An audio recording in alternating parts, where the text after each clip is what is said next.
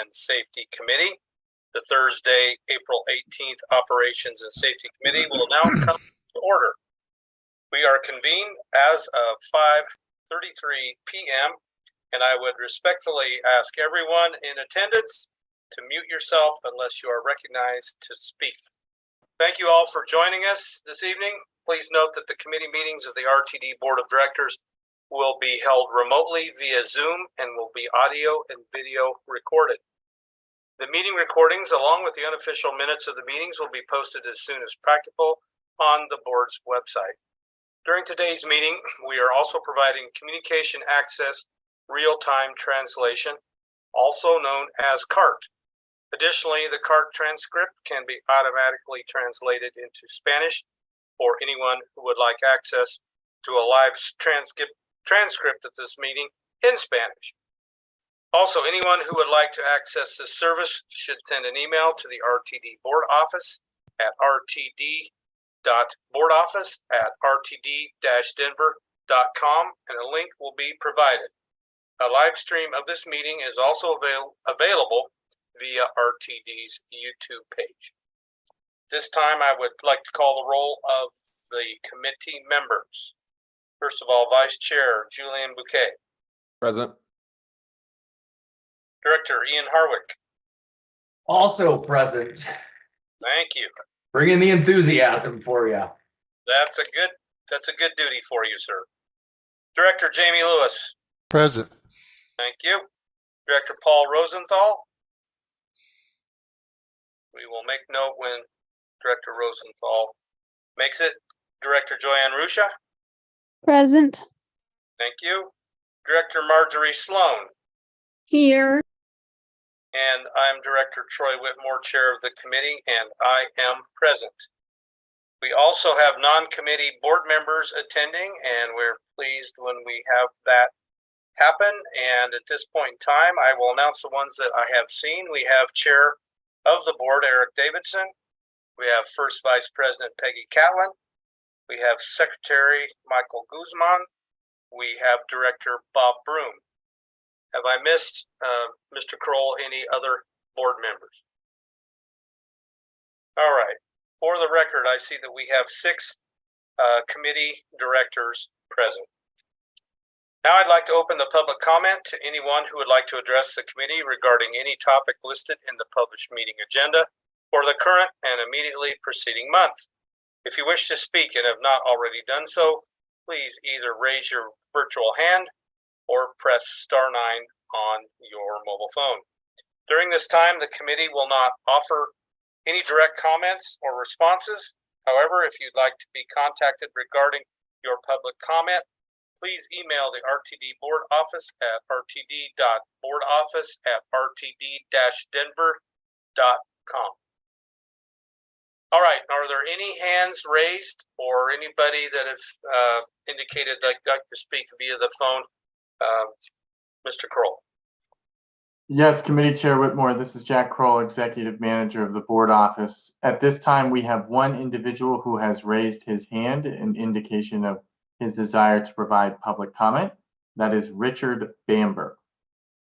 All right, Mr. Bamber, I got a little ahead of myself on the agenda, so you are the last person that needs instructions, but I definitely want to make sure that we do that for the record and for anybody else that may comment. So Richard, you will be up in just a moment.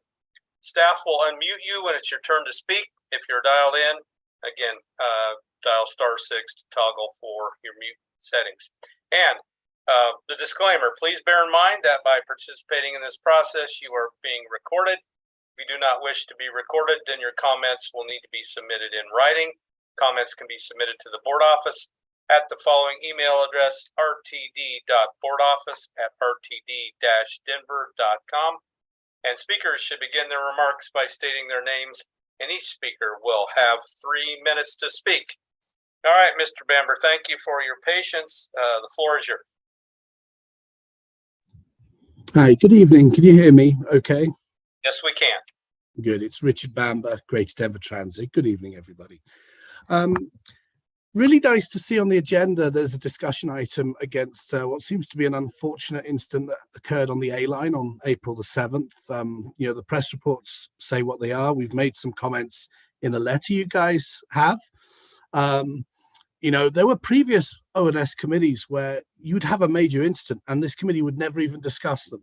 You know, you'd wonder what was going on. We'd scratch our heads with that. So it's nice to see the reaction. And that's kind of the thrust of what it is. You know, I'll defer. No doubt staff have something to say about the incident, so we'll listen to what they have to say with interest. Without hammering this next subject home too much, I do need to circle back. This committee last month did collectively come to the wrong decision on the service changes, and that is with the notable exception of Director Rusha. You know, all it is I'm going to repeat what we've said. Your votes really do matter. You know, let's think back, whatever you have to do individually, collectively, and say that if you guys had voted no at the time, we could have prevented a lot of outcry. We could have started making the changes that needed to be made earlier, you know, and I think we'd have given everybody a much easier ride over this whole incident. That said, we remain, you know, pleased that the changes were walked back, but we do urge service planning and staff to monitor the effects of the withdrawal of some of these early light rail services, as they do affect people trying to get to work for early shifts. Thank you very much. Thank you. Thank you, Mr. Bamber. I was unmuted. For your comments, we always appreciate them. Mr. Kroll, I do not see any other hands raised. Do you see any in queue? Director Whitmore, Jack Kroll again. I do not see any additional attendees who have raised their hand in indication that they desire to provide public comment.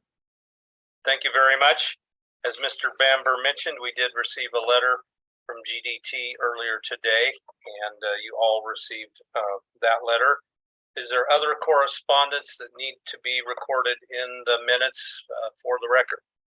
Director Whitmore, I did not see any additional correspondence other than that which was provided by Greater Denver Transit and has been previously circulated.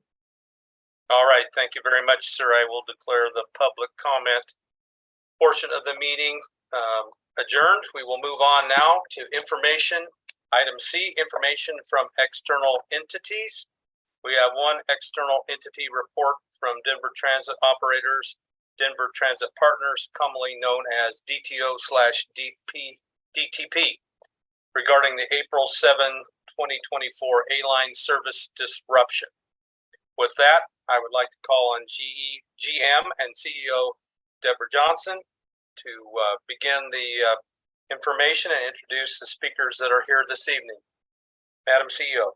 Yes, good afternoon. Thank you very much, Mr. Chair, to members of the committee and all that are virtually assembled. Deborah Johnson, General Manager and CEO. Before us tonight, we have our colleagues who are part of our concessionaire agreement with Denver Transit Partners and Denver Transit Operators. Recognizing on April 7th, we had an unfortunate circumstance where there was severe impact as it relates to our commuter rail service delivery on the A-line that occurred. Recognizing the way this information was brought to us, quite naturally, we met with our colleagues at Denver Transit Partners and Denver Transit Operators and requested that they come before this body to explain the circumstances surrounding that service disruption.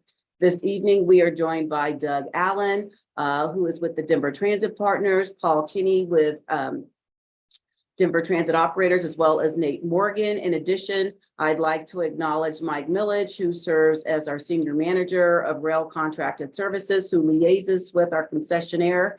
And also Dave Jensen is on the call, who serves as the AGM of Rail. At this juncture, I will yield the floor to Mr. Allen to commence with a presentation. I would like to note as well that it is my intention to have our colleagues from DTP, DTO be present at the board meeting in person to further follow up, recognizing there are several elements in which we're working with our partners on to ensure that we do not have an unfortunate circumstance as we did on April 7th reoccur without putting in some mitigation measures.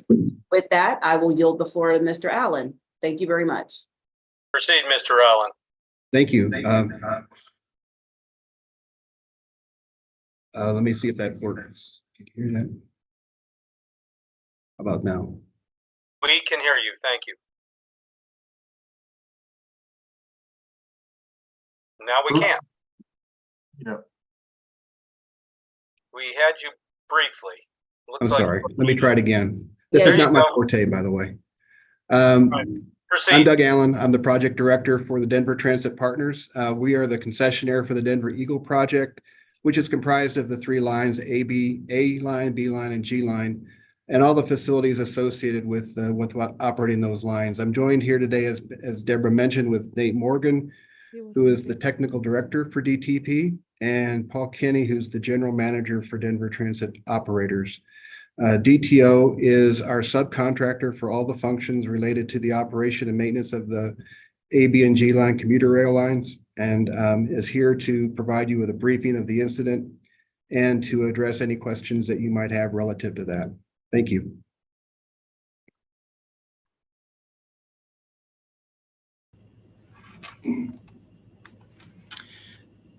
Hello, my name is Paul Kenny. I'm the General Manager of Denver Transit Operators. Thank you, Deborah, Doug, and Chair Whitmore. On Sunday, April 7th at 1:46 p.m., commuter rail trip 179 heading eastbound from Union Station to Denver Airport experienced an en route failure caused by a propulsion issue. The train came to a stop half-mile west of the Ulster Street crossing and had 43 passengers, no ADA, on board, who were then on the train for the next 2 hours. Towards the end of the incident, the passengers initiated a self-evacuation, which DTO and the transit security specialist that was on board then facilitated by deploying the emergency ladder. DTO's management of the incident was unacceptable, very out of character for our DTO team, and I echo the apologies that at least we've expressed here for inconveniencing the passengers. The overarching cause of the 2-hour duration was an overprioritization of effort to resolving the train's propulsion system defect and a resulting disregard for the passengers' consideration. Particular shortfalls that contributed to the time frame over which passengers were inconvenienced include not calling for a bus from RTD to retrieve the passengers earlier in the incident, a delayed transition in incident management from troubleshooting to facilitating a passenger evacuation, delayed and abbreviated notifications to our DTP, DTO, and RTD stakeholders, and inadequate announcements to the passengers. The impact of those shortfalls would have been eliminated through better adherence to DTO's standard operating procedures, or SOPs. For instance, closer adherence to the SOP for evacuation of a passenger train prompts the team to be prepared to evacuate after 30 minutes of the initial event, and would have resulted in more expeditious contact with RTD bus operations. Additionally, the SOP for incident and emergency notifications includes a contact list, and placing the calls to all on that list would have informed stakeholders and offered more resources to contribute to the incident management and resolving it earlier. The customer service standards prescribed in operators and the control center personnel's process for keeping passengers informed. And though announcements were made, the end result of the self-evacuation is reason enough to conclude the communication of the passengers should have been more robust. DTO leadership provided retraining to all involved in the incident. The operations control center personnel were retrained on the aforementioned SOPs, evacuation of a passenger train, and the incident emergency notifications. The train operators received a rules blitz from our team regarding announcements to passengers in the event of a stopped and stranded train. Further, tabletop drills with passenger-centric problem sets will be incorporated into DTO's already existing monthly tabletop drill schedule. So what would normally be business as usual and a high-quality experience for the passengers had a far different result on Sunday the 7th. I and DTO are committed to upholding our high standard of service, and will learn from the unfortunate outcome of this particular incident to drive more reasonable results. If the committee has time within the schedule here, can I entertain a few questions? I certainly think that we would have a bit of time. We do have one item on the agenda that we would like to get to before one of our staff members has to depart, but this is very important. I find your explanation of the situation and the remedies satisfactory. I know you're all embarrassed, and it's a difficult situation, and I feel for passengers that maybe missed a flight or had anxiety or things of that nature, and feel fairly confident that we will move ahead and this will not happen again. So I appreciate all three of you being here. It's very important, and we'll certainly appreciate your further input or enlightenment at our full board meeting coming up later in the month. With that, I do see that Director Harwick has his hand raised. The floor is yours, sir. Thank you. And I appreciate you all being here today. I'm just curious, how have you all compensated the passengers of the train?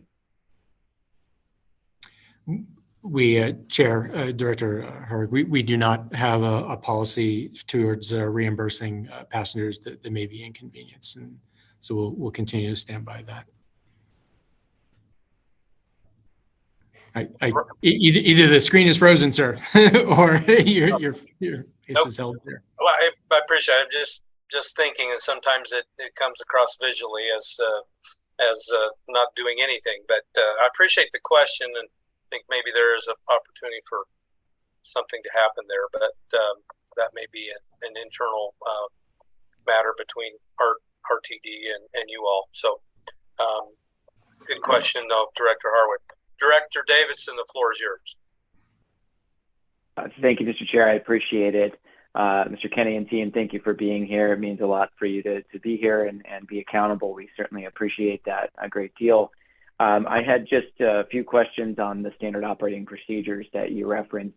It sounds like in large part the resolution to this is doubling down or retraining on the existing standard operating procedures. I'm curious if you could touch on what the standard operating procedure is for. You noted that there was a delay in calling for a bus. Can you just touch upon what that existing standard operating procedure is in terms of when a bus would be called, and then touch on when a bus was called in this instance and whether you've made any adjustments to those standard operating procedures? Thank you for the questions, Director Davidson. The process that the Operations Control Center should have taken would be to start with being prepared to evacuate the train within 30 minutes. And so one of the opportunities to evacuate the train would have been to a bus that we would have brought to adjacent to the alignment. What that means, in answer to your question about when should the bus be called, is the bus should have been called effectively within the rest of the notifications. And as the time would allow, as you're dialing all the different phone numbers, that bus ops would have been called very early in the incident management. At first, simply to report that we have a stranded train and we may need support, and to gather an idea of what response time that RTD bus ops could generate, so that we can incorporate that into our planning for the passengers, and whether that is evacuation or rescue train, or what opportunity we would have to remove the passengers from the incident. And then the bus ops was called very late in the incident, when we realized that the dispatched rescue train was not going to be the best option for a better outcome. And then you had a question on SOP. So regarding the SOPs that guide the Operations Control Center, I see, despite how poor this particular outcome was, very little opportunity for them to be revised to drive a better outcome, because the real nature of why it goes poorly is due to the poor adherence to the SOPs. Despite that, we are, and this is still somewhat fresh, but we look at many of our procedures as we go through document review processes, and this will be no exception. Does that answer your question, sir? It does. Thank you. And Mr. Chair, if I may, just one brief follow-up on this, and then happy to hold other questions until the end of the month. Please. Thank you. So just related to that, in terms of, so understand that the standard operating procedures were not followed by personnel, and that's what led to an undesirable situation. Is there redundancy in terms of the notifications? In other words, for example, if you can see that the train is not moving back at the dispatch center, are there ways to call in and check in with operators and personnel? Are there essentially escalation paths for ensuring that procedures are met, communications are followed, et cetera? If I understand your question correctly, so the first onus is on the operator to report to the control center that he or she has an en-route failure. That was done. The OCC then, between the dispatcher assigned or other support personnel, have their, if you will, their own embedded redundancy to employ the standard operating procedures. Beyond that, the notifications that I mentioned that were not adequate to the larger team is, if you will, greater capacity to ask questions and to offer, whether it be suggestions or the guidance of let's do this, just go forth. And then lastly, I would mention that a transportation supervisor was dispatched to the scene, and in following the incident, he certainly went about his business very diligently, but that would be another layer of redundancy in answer to your question, where an opportunity to make a call that would have shortened the time frame the passengers were on board could have been leveraged. Thank you very much for the answer, Seth. Thank you, Mr. Chair. Thank you, sir. Director Sloan, the floor is yours. Well, thank you for the floor, and thank you, Mr. Kenny, for being here. You gave a complete description of what happened, if dry. Would you say that the news reports of this incident were essentially correct? There are some factual elements to the Denver Gazette article. In general, the timeline is relatively accurate, Director Sloan. Some of the embellishment in there, I really can't speak to. And of course, I wasn't on the train to know what rhetoric within the compartment drove some of the behavior or the feeling that the passengers or Miss Whiteside, who was featured in it, experienced. But I really can't dispute the timeline very much. And that's certainly one of the things I'm most concerned about that contributes to the self-evacuation at the end of the incident. Does that answer your question? It does answer that question. However, it does appear from the witnesses that there was certainly, to say the least, abrupt treatment of the passengers, and they were kept uninformed of what was happening. Would you agree with that general description of the incident? I agree that given that the passenger behavior resulted in them taking destiny into their own hands, that they weren't kept well enough informed. We did make announcements over the intercom, if you will, within the passenger compartment, and the transit security specialist was at times within the passenger compartment to engage with passengers, but it really doesn't matter at this point to me that whether it would have been adequate or not in retrospect, because I don't find that it was adequate since people self-evacuated. Thank you. And just one last, perhaps, suggestion. You know, I understand you would need legal advice on this, but have you considered issuing an apology and an explanation of lessons learned to the media about this incident?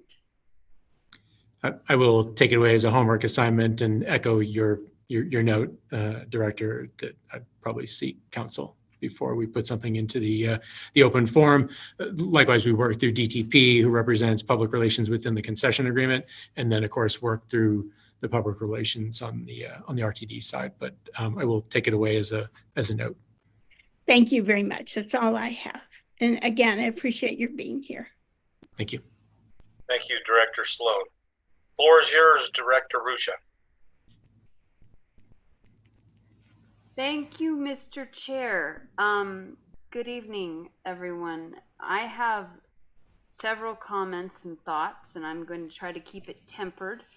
I don't have the patience of Director Sloan, but I do want to be very clear. This is not just a public relations matter. This is a safety issue. Staff did not have control of what was going on inside of a train, and to suggest that passengers, whom are our customers, acted in such a way because of something they did versus a failure on DTOTP's part, I think sets the wrong framing. I have a few other questions and comments, but as you can tell, I feel I'm gonna calm down. What I have heard in this presentation so far does not meet my expectations. Not as a member of this board, not as a member of this committee. And so I am asking you politely to please consider your framing. What happened was unfortunate. It was entirely preventable, but we do not blame other people for being human when we make mistakes that we made. Thank you, and I will yield while I take a breath. Thank you, Director Rusha. Mr. Kinney, if you would like to reply, and then I will open up for questions from non-committee board members if there are any. So proceed, Mr. Kinney. Director Rushka, I appreciate the comment, and I don't disagree with your comments in that I'm definitely not attempting to blame any passengers, and it's more in the management of the incident and the distribution of information where we could have worked with the passenger better, and maybe, or ideally, it's not the same outcome. I concur that the safety of the passengers is our first priority. It's how it is, that priority is referenced within the passenger train emergency preparedness plan that guides a response to emergencies for us. In fact, their safety over convenience and comfort. I appreciate the comment, and we'll certainly internalize that and work on the framing that doesn't point to the passengers and as a part of the problem, if you will. Thank you. Chair Whitmore. All right. Thank you. Are there any other members that wish to address the gentleman, including Mr. Kinney? Otherwise, I will give Director Rusha second bite. Okay, Director Rusha, the floor is again yours. Thank you, Mr. Chair. Also, thank you, Mr. Kinney, for your response. I should add that also includes operators as well. You did mention SOPs, and pardon me, I'm hard of hearing, so I was trying to track along with the closed captioning services that we have. Just for clarification, can you just kind of repeat, maybe in the most layman's terms, where those SOPs broke down regarding the operator, our second individual on the train, and supervisor? Can you help us understand again, just walk through it again very plainly, what happened there? Because I also have a concern when, and this can be any governmental body, any employer, when something like this is, preventable, that we also point fingers at frontline workers or individuals who were not in a position to, as I said, prevent the preventable. Generally, accidents are preventable. So if you could just walk us through a little bit about the SOPs that broke down on that train and what training you provide, and maybe how often, that would be very helpful for me to understand. Thank you. Mr. Kenny. Thank you. The notification back from the operator to the control center occurs very soon after the train comes to a stop. The notifications that the OCC, abbreviating here the Operations Control Center, owes to a list of people did not occur at all quickly. It did not include the OCC calling to the RTD bus operations to learn whether a bus would be available and when to deploy to adjacent to the right-of-way. And that would offer one avenue towards evacuating the passengers were that to be necessary. And what ensues is an effort to troubleshoot the propulsion issue, thinking that it is something that can be resolved probably in a much quicker amount of time. As you say, dealing with humans, the humans got wrapped up in that, and we didn't have the employed structure, given a lack of notifications, for some people to aid them a little bit better and work to seek a place for the passengers to go quicker. The train proved not to be the place where we wanted to keep the passengers, as we were not able to rescue the train with the passengers. And that could have been learned earlier and a decision made quicker to alight the passengers, evacuate the passengers by other means, and send them on their way, though late, as opposed to having them be a part of the eventual emergency that was the evacuation.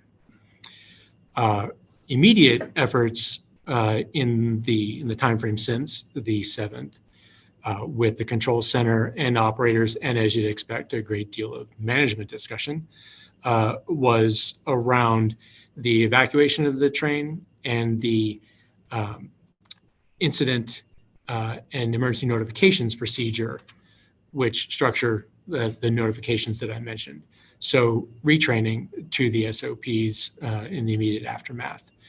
Further, we, aside from annual rules refresher for anyone that is rules qualified, we also do spot drills, if you will, to some extent, but we structure an actual scenario around multiple departments' participation in a tabletop. And as I say, that occurs monthly. And though I can think of certain scenarios, even in the last several months, that did regard the passengers as a part of the problem set, we will, as a part of upcoming of those monthly tabletops, to incorporate something a little bit more challenging on the care for, handling, convenience, and or if it were to come to this evacuation of the passengers in those tabletops. I think I hit most, if not all, of your questions, Director. If I did miss something, my regrets. I yield the floor to you again. Mr. Chair, if I may. Yes, go ahead. Thank you. Recognizing this is also my district, a lot of these are my passengers, including DIA workers. I frequently drive through these intersections at which the A-line operates. I appreciate you let me having another bite at the apple or eating half of the orchard. This incident, you just shook your head at half the orchard. Well, I'm gonna go until you cut me off, Mr. Chair, but I think there's Robert's rules for that. So I actually do have a follow-up question regarding the OCC and individuals who are responsible for that communications. Can you please advise us, first of all, are they represented workers? And what kind of training do they need to be qualified for? How long does, what does that training look like? The dispatchers and ops coordinator that work in the OCC are represented workers by the Brotherhood of Railroad Signalmen. The training for a new dispatcher promoted or hired into that position. First, it includes training under the operating rules that I mentioned, as well as a fairly lengthy, if you will, side-by-side on the job training with qualified dispatchers under the supervision of a OCC supervisor, with a final checkoff, if you will, by my OCC manager that takes the input of the dispatchers and the supervisors under which the student dispatcher, if you will, had trained. Thank you. And if sorry, Mr. Chair, may I just dialogue so we can go faster? Please proceed with dialogue. That would be great. Thanks. Thank you, sir. So the thank you. And then on the training component, I think if I caught you said at least once a year. Is this? Do you have internal reviews? Do you have an audit that you checking to make sure that folks have received training? I know some of this is regulated, but I guess people make mistakes. It sounds like there were several mistakes made, right? So maybe that could just be a follow-up. That was something I would really like to understand. Just again, recognizing what happened and how there was a series of unfortunate incidents. For those of you who read Lemony Snicket as a kid. So I maybe that was more of a comment than a question. But if you'd like to address that, you know, the frequency, who approves the training procedures or how that works, that would be very helpful for me. And then I do have a comment, and maybe it is also a bit of a request for our GM CEO. So I do appreciate very much this presentation. We have had other incidents in which ONS,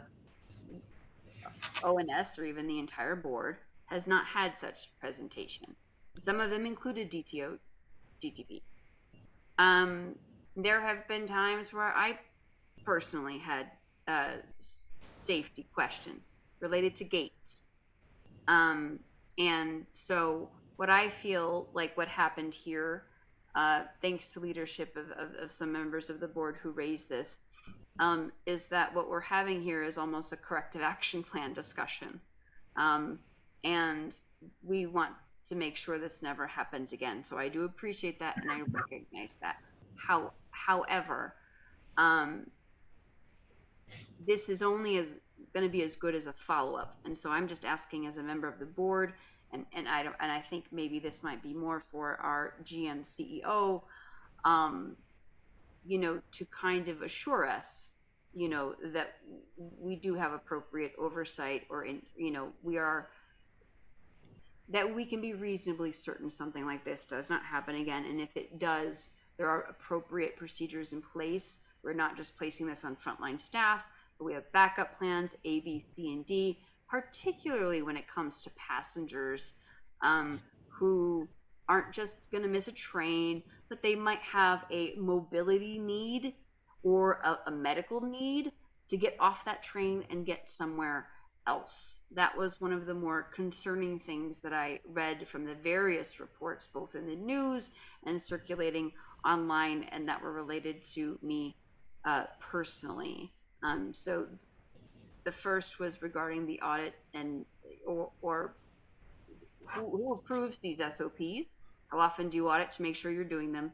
And this second is just a request of our GM CEO to see if we can't come back in the future or get some updated data just to ensure that what we said we're going to do actually did happen. And again, I recognize the tenor of my voice is a little tense, And I do apologize for that. And I apologize to you, Mr. Kenny, you're just doing your job. But again, as a person who represents this area, including a lot of individuals who use this train to get to and from work, and heard about it quite a bit, it would greatly alleviate the concerns that I had coming into this meeting. Thank you very much. And then I will yield my time. Thank you, Director Rusha. Go ahead, Mr. Kinney. The SOPs that you mentioned, and I'll address that perhaps first, are amongst many different enclosures that are part of the Emergency and Incident Management Plan. The Passenger Train Emergency Preparedness Plan is an FRA approved document that basically flows through the rest of the documents, including SOPs that are leveraged to manage an emergency. That has followed, of course, the DTO's own creation of those different plans and SOPs, which we likewise review regularly as a part of our document review process. And then within an audit function, we have a quality management program that where we set about a certain audit program.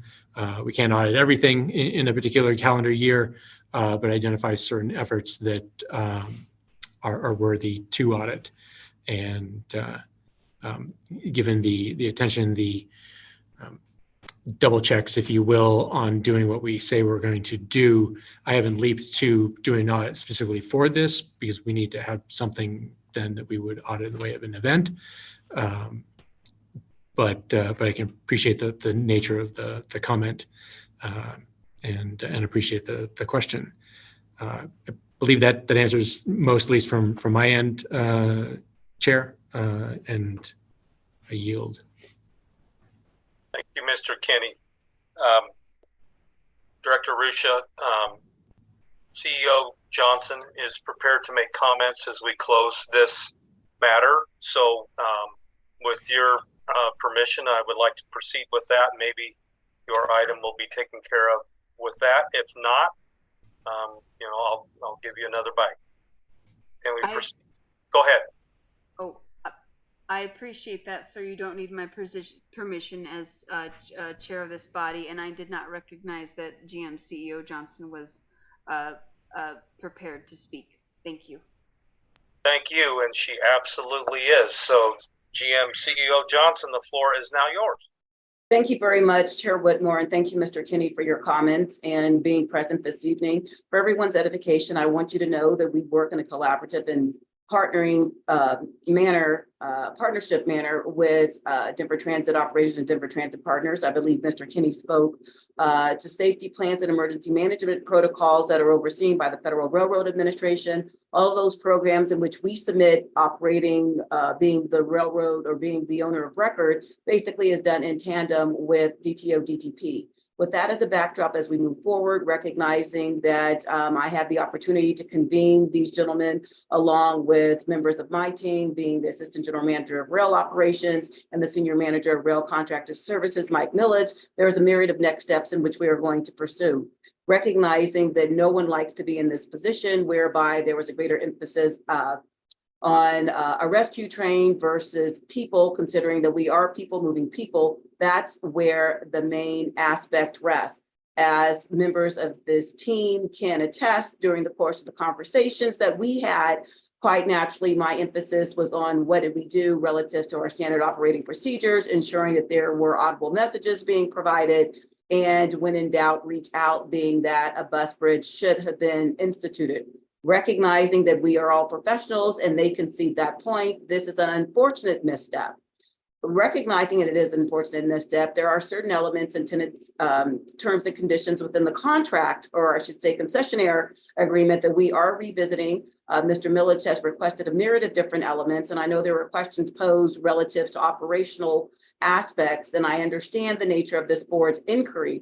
considering that the contractual agreement that we have, staff is quite capable of addressing those matters as we have done previously. And I am very amenable to bringing forward information that would be helpful and conducive for this board's edification as well as we go forward. So recognizing I was intentional in the sense of inviting back our colleagues from DTO DTP at the April 30th meeting, because there would be a period in time in which they would have had an opportunity to assess and mitigate critical elements that would put them in a better place to address some of the questions about mitigation and remedial efforts going forward. So with that, I assure you that the team and I are taking this matter seriously, as well as our colleagues, recognizing that we're in this agreement together for a couple more decades. We cannot afford to have greater missteps because, as I shared with the gentleman, the vehicles are graded at the Regional Transportation District's rolling stock.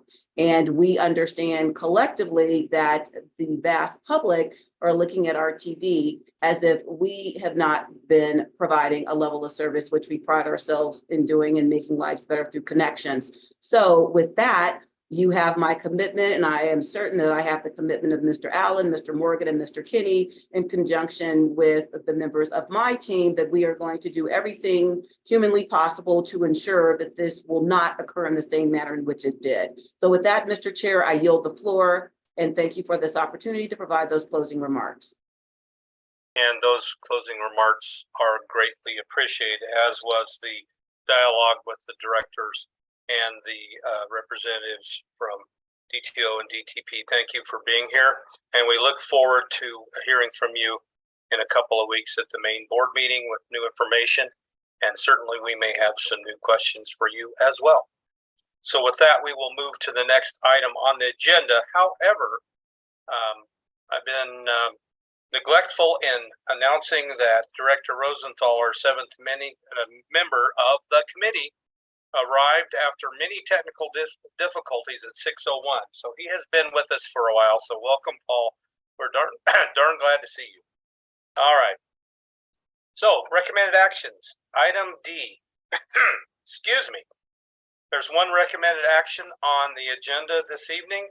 It's the Allied Universal Security Services contract, third option year, for the board of directors to authorize the general manager and CEO, GM CEO, or her designee to execute the third and final option year of the existing security services contract with Allied Universal Security Services, also known as AUS, including amendments discussed below for a total cost not to exceed $21,012,715. Do we have a motion? So moved, Sloan. All right. Do we have a second? Second, Lewis. Thank you, sir. So I heard Director Sloan with the motion and Director Lewis with the second. All right. I would now like to ask Dr. Joel Fitzgerald, Chief of Police and Emergency Management, to present this item to our committee. Chair Whitmore, thank you. You did a fine job summarizing it, but I will do my best to outdo you here. So we are asking, again, this is our second time presenting before the Operations and Safety Committee, and ultimately the board members that are attending the meeting as well, to recommend to our general manager that we extend our contract by 1 year. It's our third and final option, as you know, and our security models beget upon a hybrid between police officers and security officers. As we move towards transferring the security officers, some of the security officer positions, I should say, to that of sworn police officers, we will need this third and final contract to do so, to cover us until we're able to have the appropriate amount of manpower to cover the system. So as you will read, the initial contract term for this began in July of 19. That's when we first filed the procurement process for this, but it expired on June 30th, 2022. Shortly, I guess you could say, before I arrived at RTD. came to you in 2022, asked for the first extension, and then again last year for a second. This third and final year, again, only extends from July 21st to June 30th of next year. The services that Allied Universal covers are summarized below: our critical infrastructure, the security services that we provide at Denver Union Station, Civic Center, downtown Boulder, Blake Street, and other locations. One of the things that you'll see in the amended recommendations are to add more fixed locations as places where we place security personnel. They conduct fare enforcement on rail and bus and vehicles. Our security officers do it. Our police officers do it as well. But we need that continuous engagement and ability to educate customers with the force multiplier of having the security officers. That is an ongoing process for us, and we've made numerous strides in making more contacts and doing more fare checks. Our patrol services, they also, the security guards also cover our RTD facilities and platforms. I said that they do rail checks. I should say also that the patrol checks at our facilities, our bus shelters, and our parking rides are also a huge component of what our security officers bring to the table. We place them strategically around the system, and it enhances the presence of security, not only on a day-to-day basis, but in the event that we have events. Several times we've referenced over the last few months the Taylor Swift concert, the Denver championship in basketball, Broncos games and such. So that crowd control is critical, and much of that is done with this hybrid approach. We know we're operate as second crew members pursuant to federal mandates. Those second crew members are on our rail system, and they provide ticket checks and a compliance and help us meet on-time performance standards. So pursuant to this recommendation, again, we are hoping that you can authorize the GM and CEO to exercise this third year. Allied has performed at a satisfactory level, and the amendments below are quarterly reductions in their staffing hours beginning in Q2 of this contract year, resulting in an overall 31% reduction in contracted security services by June 30th of 2025. So that's a layered approach at us reducing the number of security hours that we are relying upon with Allied Universal to fulfill the contract. The addition of, as I spoke to earlier, security services at RTD fixed facilities, being able to work inside East Metro, Elati, Boulder, Platt Street, and walk around those facilities. Our operators have indicated to us the need to have security officers at fixed locations. This is one of the efforts that we're making to meet that request. Pursuant to what our calculations have told us about Allied security and where we were in median, I should say, hourly billing rates, we came far under. I think you can see. I mean, at $27 an hour now, what we're asking for, we were at $23. Hourly billing, we're asking for $43.72, and we were at $39.10. This is, and that's just for our armed services. This is an effort to make sure that Allied's able to fulfill their end of the contract by being able to hire. They have a hiring issue. They have been able to fulfill our contract, but we feel that by normalizing the rates that we're paying Allied Security, we're able to better ensure that we're meeting both ends, not only the second crew member, but the public safety aspect of it. And another part of this is we're asking to bifurcate the contract. Mike Milledge, who was on earlier, we've approached Allied, and they're willing to allow the management of the second crew member contract to be done under Mike Milledge's crew, and the security services being done and controlled by the police department. That's crucial for us because as I've explained in previous meetings, it was very hard for us to calculate who exactly were going to be available to us for purposes of public safety, and it didn't allow for planning. So the financial impact of this, again, as you read, Mr. Chair, is $21,012,715. $10,506,357 are accounted for in our 2024 budget. The remaining funds or the balance, I should say, require incorporation into the 2025 budget.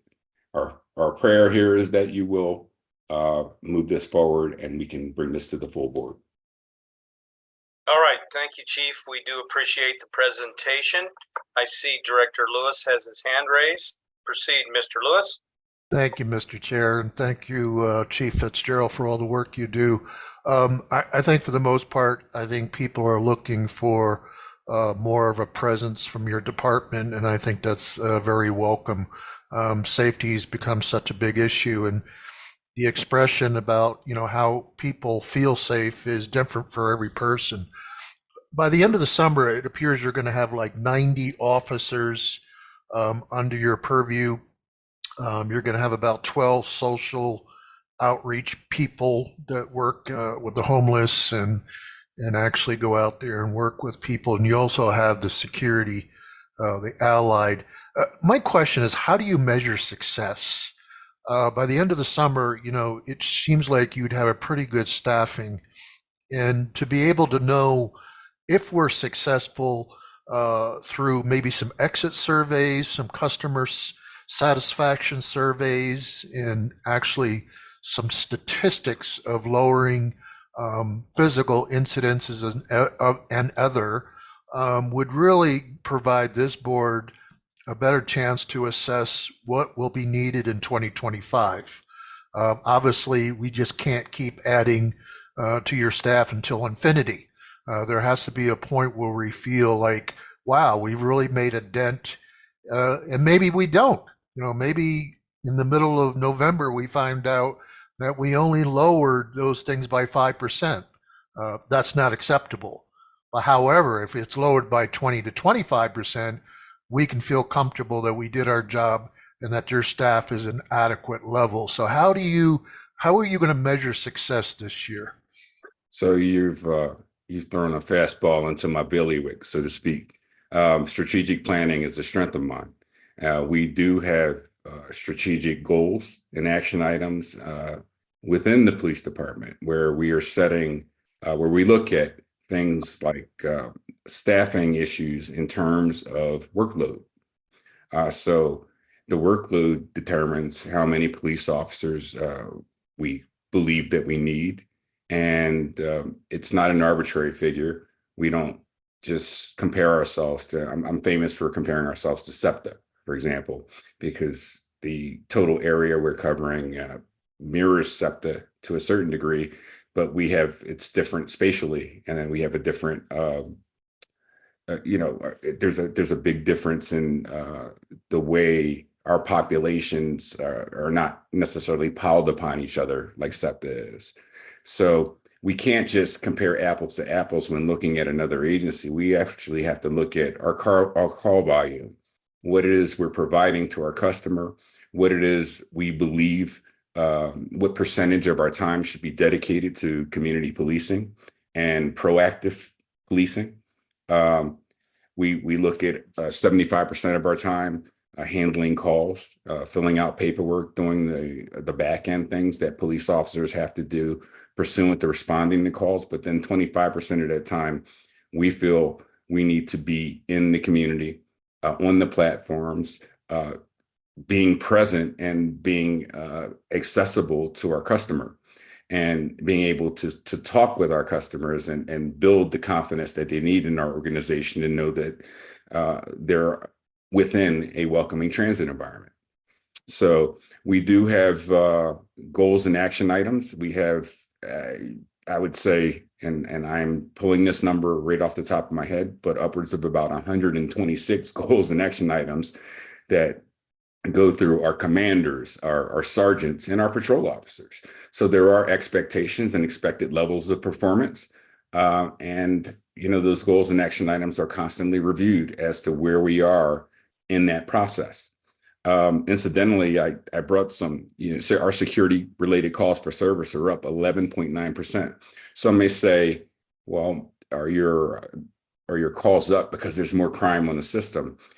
Sometimes when calls are up, that is it's demonstrative of the confidence that people are gaining within your organization to call and know that things will be handled properly. We're proud of the fact that as we put more police officers into the system, more people are telling us and informing us about things that may have been neglected in the past, that instead people went home angry with RTD or angry with our police department and felt unsafe. So now what we're doing is promoting that feeling of safety by actively pursuing what the problems are in every location around the alignment, looking at the entire transit environment and understanding that we're going to now have the ability to push police officers out into each one of the sectors and to have someone that's going to be personally responsible for each one of those areas being our commanders. So our reports, our actual crime rate or our crime reports are down 1.87%. But again, we don't rest on our laurels and say just because in the short term we're doing well and we don't need to push forward and adequately staff. We need to, pursuant to the APTA recommendations, still move towards transitioning from security to licensed and post-certified police officers.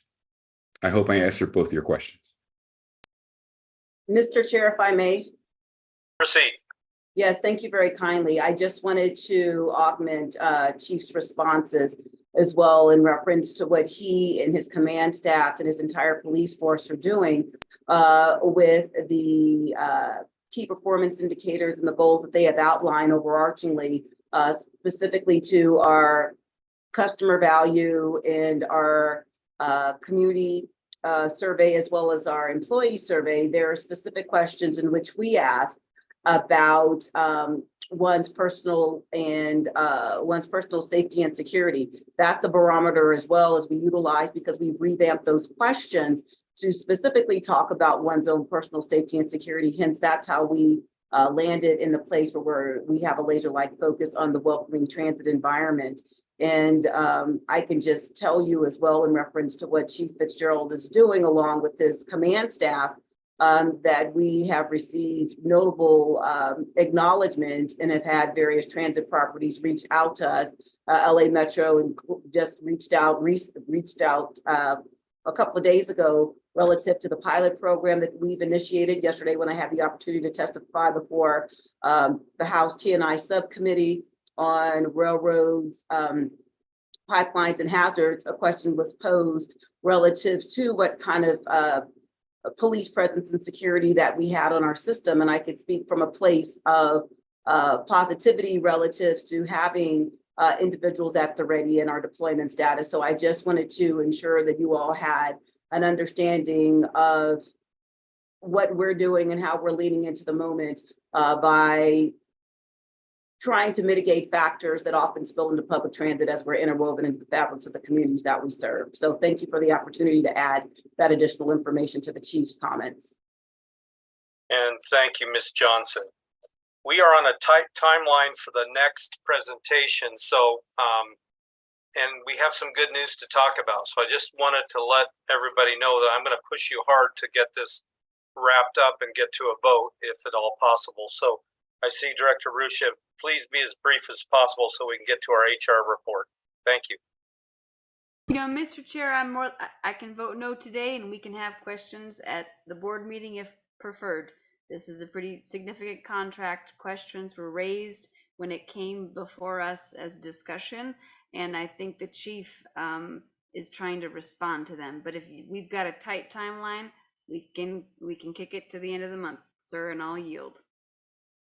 Well, if you have questions, then proceed. Thank you, sir. So this is more related to the commuter aspect.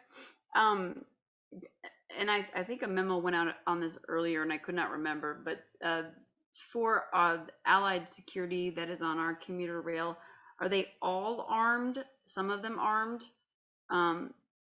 If so, that I think would just be a question for the chief. And then there was you did say that they're meeting expectations, and I'm not suggesting that they're not meeting whatever expectations we set as an agency, but I do have a question because this is pretty common in other contracts that we have. We, you know, there are contractual obligations, and of course, I'm assuming with this one, it relates to, you know, staff and maybe some other things. But do we have anything written down in, you know, in which, you know, how should I say this? Do we set expectations on paper, whether it's part of a contract or adjacent to, that says, and this is how we know you are performing well, just relative to all the things that you talked about in the benefits? And then is there a scoring process? And they have sort of, and I'm not suggesting, Dr. Chief Fitzgerald, that that your assessment is incorrect. I just know that, again, with other contracts, that is a process that we have. And I think it's kind of the other side of what Director Lewis was saying, you know, regarding how do we know if we're being successful. So those are two questions. And then my third is just more of a comment. It's a bit of a feedback, that I've seen it and I've heard it from constituents and just others who are writing, and it's the customer service aspect. In the I don't know if the board report, the attachment, it references, you know, assisting customers, you know, with like directions and such. And I just think that is an area in which Allied could improve. And so maybe there's maybe a knowledge breakdown or a gap.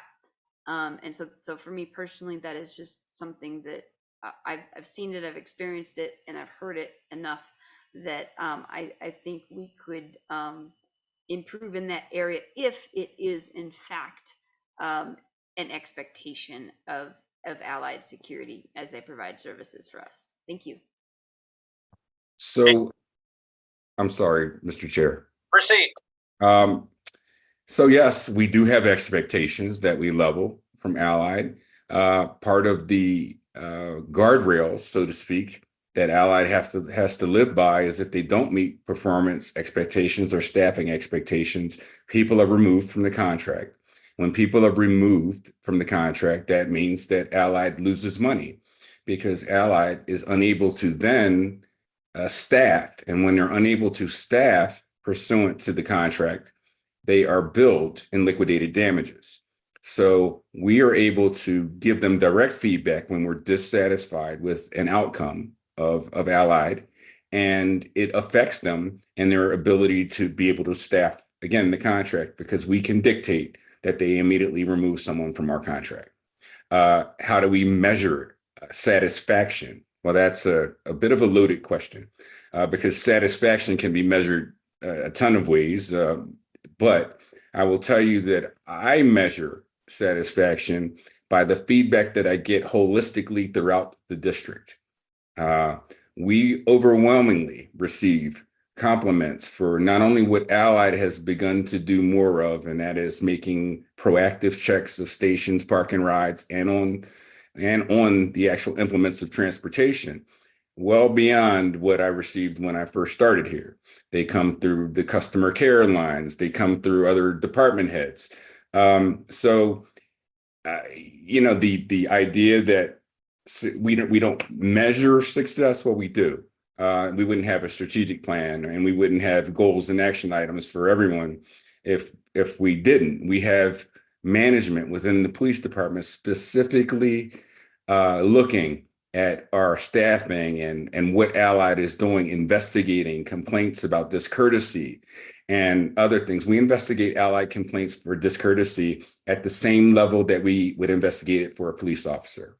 I doubt many other police departments do it that way, but we do because we have a higher set of expectations that we want for Allied to meet when they're interacting with customers. They are more visible, they are doing a better job, and it is supported by the feedback that we get not only at one location or two locations throughout the system, but many, many different locations in many different areas and many different demographics. Director Rusha. Sure. And thank you, Dr. Chief Fitzgerald. I really appreciate that. And again, I hope you realize the intent behind my question is just recognizing with other contracts, at least in the past, that sort of information would be given in terms of whatever goals or clear expectations had been set out before we did a renewal or an extension. And so that's why I was just sort of asking a bit how that process works. So, and again, I would just again suggest, strongly suggest, if not lightly beg, that we make sure, because Allied, when folks see Allied, they see us, and they Yes. see you. They see you, Dr. Chief Fitzgerald. And I know that if someone asks you for, directions or a question about fare or, how to get to A to B, I know they would just do just fine. And so I guess the question is, maybe we can continue this conversation. And I'm not knocking staff if the Allied staff, excuse me, if they don't have that level of knowledge that I think that customers expect from our RTD staff. And so that's an area of improvement that I would like to see, but maybe we can just take a look at just moving forward. I think I can address that really quickly. Sure. The reason why we're asking for an increase in hourly rate is because Allied, although they have a massive number of people that they can dedicate to contracts, we would like them to be able to be very consistent with dedicating the same people over and over again. And when you get new people, you may run into a situation or a one-off, right, where a director may walk up to an Allied person and ask them for directions, and they may not know because they may be new employees. So what we're doing is trying to assure ourselves that, or ensure, I should say, that the Allied folks that we have here are compensated at least within the 10% median, right? But also that when they're assigned to our area, in particular police, that they're the same people that we're getting over and over again. That way we can instill those things that you were talking about, the consistency that you are, really hitting on. And overall, they do a pretty good job at that. However, we realized that we needed to tighten things up, and that's why you're seeing a contract that adds a little money to the hourly rate to potentially improve the employee that we get and to make sure we get better consistency in bifurcating the contract. Mr. Chair, the other question I had about armed, I wasn't clear if all of the Allied officers who are, again, we're not federally mandated to have specifically security or armed officers on our commuter rail. We're federally mandated to have, what we call second man, second person. But did you have a response to that question? Yes, ma'am. The second crew members are traditionally those transit security officers that are armed. They are trained to function as second crew members. The TSSs, the transit security specialists, are normally the people that are newer to the job. So they're not the ones that are given the specialized second crew member training. And they are most likely the persons that we see on platforms in white shirts that don't have firearms. So there are, again, two separate levels of security officer that we employ. Again, this is an effort to obtain some degree of consistency with this last, option year, and to go into the next, procurement phase with any potential security provider that we may explore to be able to better define what we need out of the next contract with a security company. I'm so sorry because I'm tracking with you, and I have a habit of trying to read lips and apparently now cart at the same time. But just for the commuter rail, we have a mix of armed and unarmed. Or No. are you saying, okay, so commuter rail is all armed, but across the system it might be a mix. Is that Mr. Chair, if I may, Let me interrupt Director Rusha because Deborah Johnson, CEO, may have some comments to help. I do. Thank you very kindly. So I just want to qualify that we do have on our inline that we directly operate, we do have what we qualify as conductors, as a second crew member pursuant to the Federal Railroad Administration, recognizing when our concessionaire agreement was put into effect with DTO DTP, there was a decision made at that time to actually leverage the Allied contract because from my understanding, there was a need to ensure for expediency purposes that we did have a second crew member and some of those second crew members are armed. There is a provision in the contract where there are some unarmed TSSs on commuter rail. So I just wanted to qualify that from a contractual vantage point, recognizing that I believe there is some misunderstanding relative to the dialogue that was commencing. Thank you. Yeah, thank you for clarifying that. Thank you. Director Rusha? I will yield. Thank you, sir. All right, thank you very much. I do not see any other hands up from committee members. However, I've seen a very patient Director Guzman with his hand up and down several times, and I would like to call on him for his comment or question. Thank you, Mr. Chair. A really quick comment. Thank you for the dialogue. It's unfortunate we won't get through everything tonight. I was looking forward to the other reports, but we will get there soon. Chief Fitzgerald and Madam CEO, I have Federal Decatur Station in my district. It's a tough spot. I'm through there a lot because I work on federal, and we've had a lot of issues there. Given my reticence to vote in favor of the contract extension last year from some of the community feedback that I got, but also seeing how this year has panned out, especially at Federal and Decatur, which has been a hot spot, right? I mean, let's be honest. A lot of social illicit activity goes on there.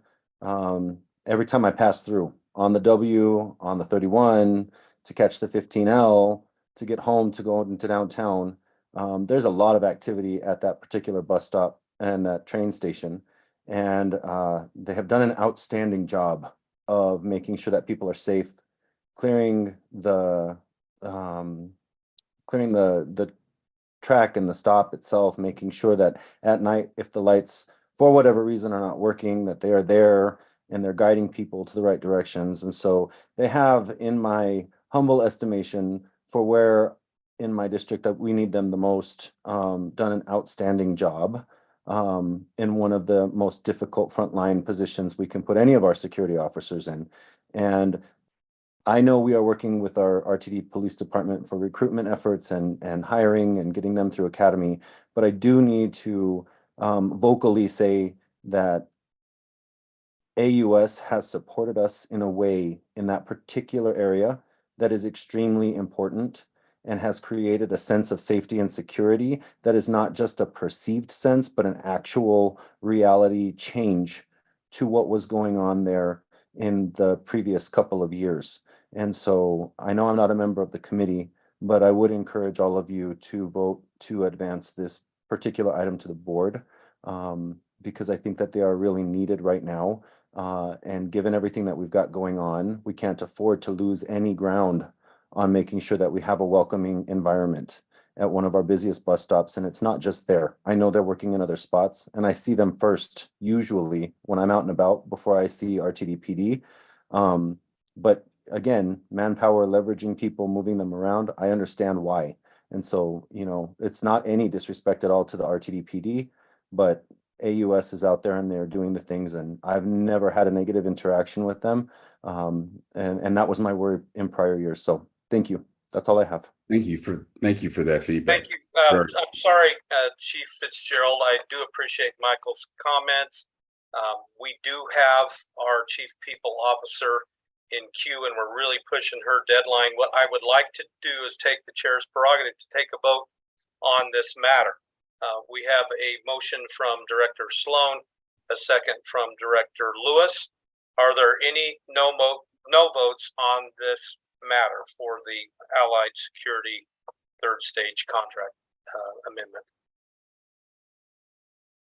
All right, seeing no votes, we'll declare the motion passed on a vote of 7-0. Thank you all very much. Thank you. But move quickly to first discussion item. Chief People Officer Charlene Pelleggi has been extremely patient, and we want to move her through this agenda. She's got some great news. Charlene, proceed. Great. Charlene Pelleggi, Chief People Officer. I appreciate Chair Whitmore and the committee's tolerance of my schedule. Unfortunately, from yesterday to today, I had a pretty existing commitment. So, but I've been able to push back. So I think we have enough time to get through.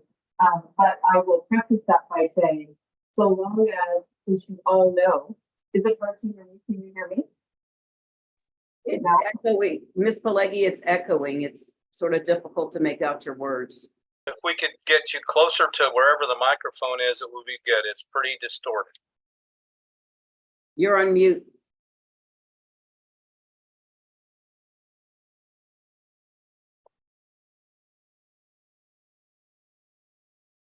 Here, how about that? That seems to be a bit better. Proceed. Oh, Excuse me, Mr. Chair, I'm sorry. If hearing people are having difficulty understanding Ms. Pelleggi, that also means that our captioner might also have that. So can we check in with the captioner, because I've been reading these captions and I'm pretty sure some of this is not quite what Ms. Pelleggi just said. I said, oh goodness, can you hear me now? That's a bit better. Yes. Here I thought I was going to have complications with sharing my screen, but apparently now my hockey puck, as I call it, for volume is not working well. Well, you're better now. We don't see your screen, but I'm sure that's in progress. That's in progress. I'm sorry, excuse me, I have to. Mr. Chair, I'm pretty sure that Ms. Pelleggi just talked about her coffee pot getting knocked over. Is that what just happened? You did have a reference of coffee pot. I think Okay, because the captions say hockey puck. So if this meeting is not going to be accessible to me, I will just need to exit. Because this has happened too many times. Can we just make sure that we have an accessible meeting, you know, for 1/7 of this committee here? Because again, if the hearing folks. Director Rusha, I get your point. We need you to be silent so we can get Charlene adjusted here. And if it does not work, I assure you we will postpone this matter to another time when it is able to hear it, because we were struggling for a bit too. So let's test some other things, and maybe Jack can help her with the sound system, and we'll proceed. If it works, if it doesn't, we won't. Charlene, can you do some more testing so we can check the closed captioning? Sure. How is my communication now? Sounded good to me, but is it working for you, Director Rusha?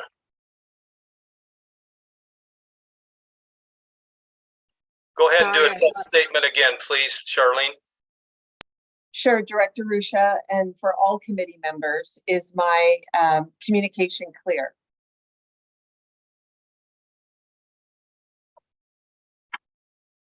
Ms. Pelleggi, I would recommend that you put your presentation in presentation mode, slideshow mode. I will do that too.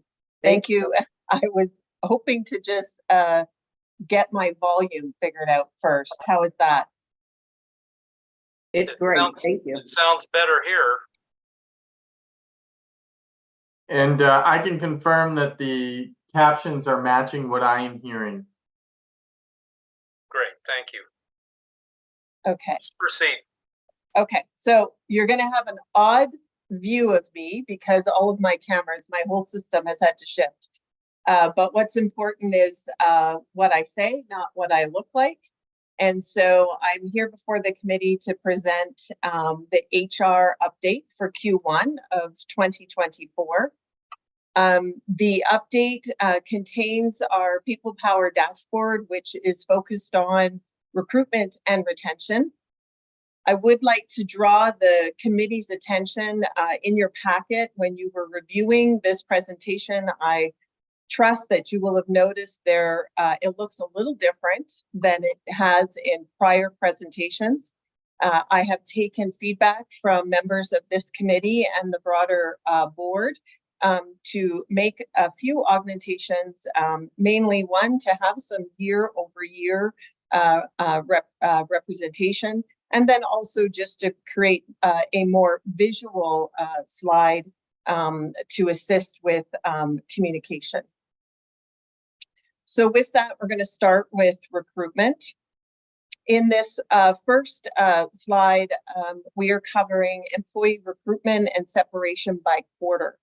To assist, as some of the feedback was to provide year-over-year comparisons and a visual. So we have added that to this slide. From a data perspective, I would just ground the committee in our 2024 budgeted full-time and part-time employee numbers. We are budgeted for this year at 3,457 active employees. At present, as of March 18th, of course, this data is lagging a bit in order to get the presentation in advance to the committee. These metrics are as of March 18th. We had 2,880 active employees. These numbers exclude all contractors, all of our contracted services. These are only full or part-time active employees for RTD. When looking at our active employee numbers to our budgeted numbers, we are sitting at a 17% vacancy rate. You'll note the two arrows in this slide. Green is good. So for hired in Q1, we hired 165 new employees compared to 148 in the same quarter of 23, roughly a 10% increase. Hence the up-facing arrow, which is green. Conversely, with respect to separations of employment, we had 67 in Q1 up to March 18th. And in Q1 of 2023, we had 82. I will note that, again, the green arrow going down is simply highlighting that we had fewer separations in Q1 of 2024, reporting as to Q1 of 2023. This slide and the next slides here will look very different than the slides that I was presenting all of last year and for the year-end summary of 2023. Our attempt here is to be more visual in our representation. And while this does represent vacancy rate, we wanted to also highlight our percent staffed. As has been noted by this committee, we have been challenged to continue to increase our staffing levels, and so felt it appropriate to change our reflection from vacancy rate to a more positive percentage of staffed. These charts are by position and they are for the first as of Q1 2024. So when we look at bus operators, full-time bus operators, we are at 87%. From a visual perspective, 0 to 30% fully staffing rate would be in red. 30 to 90% is in yellow, and 90% to 100 we have in green. That is not to say that we do not, once we get into green, we never want to get at 100. You do not see 100% staffed on this slide, but you will see it on other slides. Our intention here is to show progression. And so for full-time bus operators, we're sitting at 87%. Part-time bus operators, we're sitting at 78%. With respect to our maintenance and general repair, you can see 86%, an equal 86% for maintenance and body shop. Our service and cleaning is sitting just on the cusp, entering into the green at 90%, with an overall staffed rate for bus operations of 87%. One thing I do want to highlight is for the first time, certainly since I've been here, these numbers are changing. We are continuing to progress every month. We are progressing in a positive trend, with recruitments. And I'm very happy to say that with bus operators, we are for the first time since my tenure in single digit of number of open positions, meaning we have fewer than 100, just under fewer than 100. But that is a significant milestone given we were in the hundreds when I arrived. Moving on, I'll move on now to rail operations. I'd also like to share that we have broke out in our reporting now. In 2023, we reported rail operations as a whole. We are now reporting and separating that out again based on feedback we received from this committee and directors at large to have this broken out by light rail and by commuter rail. This slide is representing the staffed by position for light rail. At present, we are sitting at 82% for an overall staffing rate for light rail. When we look at full-time train operators, we are in yellow there, sitting at 85%. Our part-time train operators are at 100%. So that is 100% of our budgeted part-time positions are filled. For light rail maintenance, 87% staffed. The area that continues to be our most challenging area to staff is our maintenance of way, currently sitting at 69%. I can say, however, we have had some good movement here with respect to some signal traction technician positions as well as rail laborers. This committee may recall from, I believe, even starting in Q1 of 2023 through into the start of Q4, I had expressed that we were really struggling and had some challenges in recruiting rail laborers.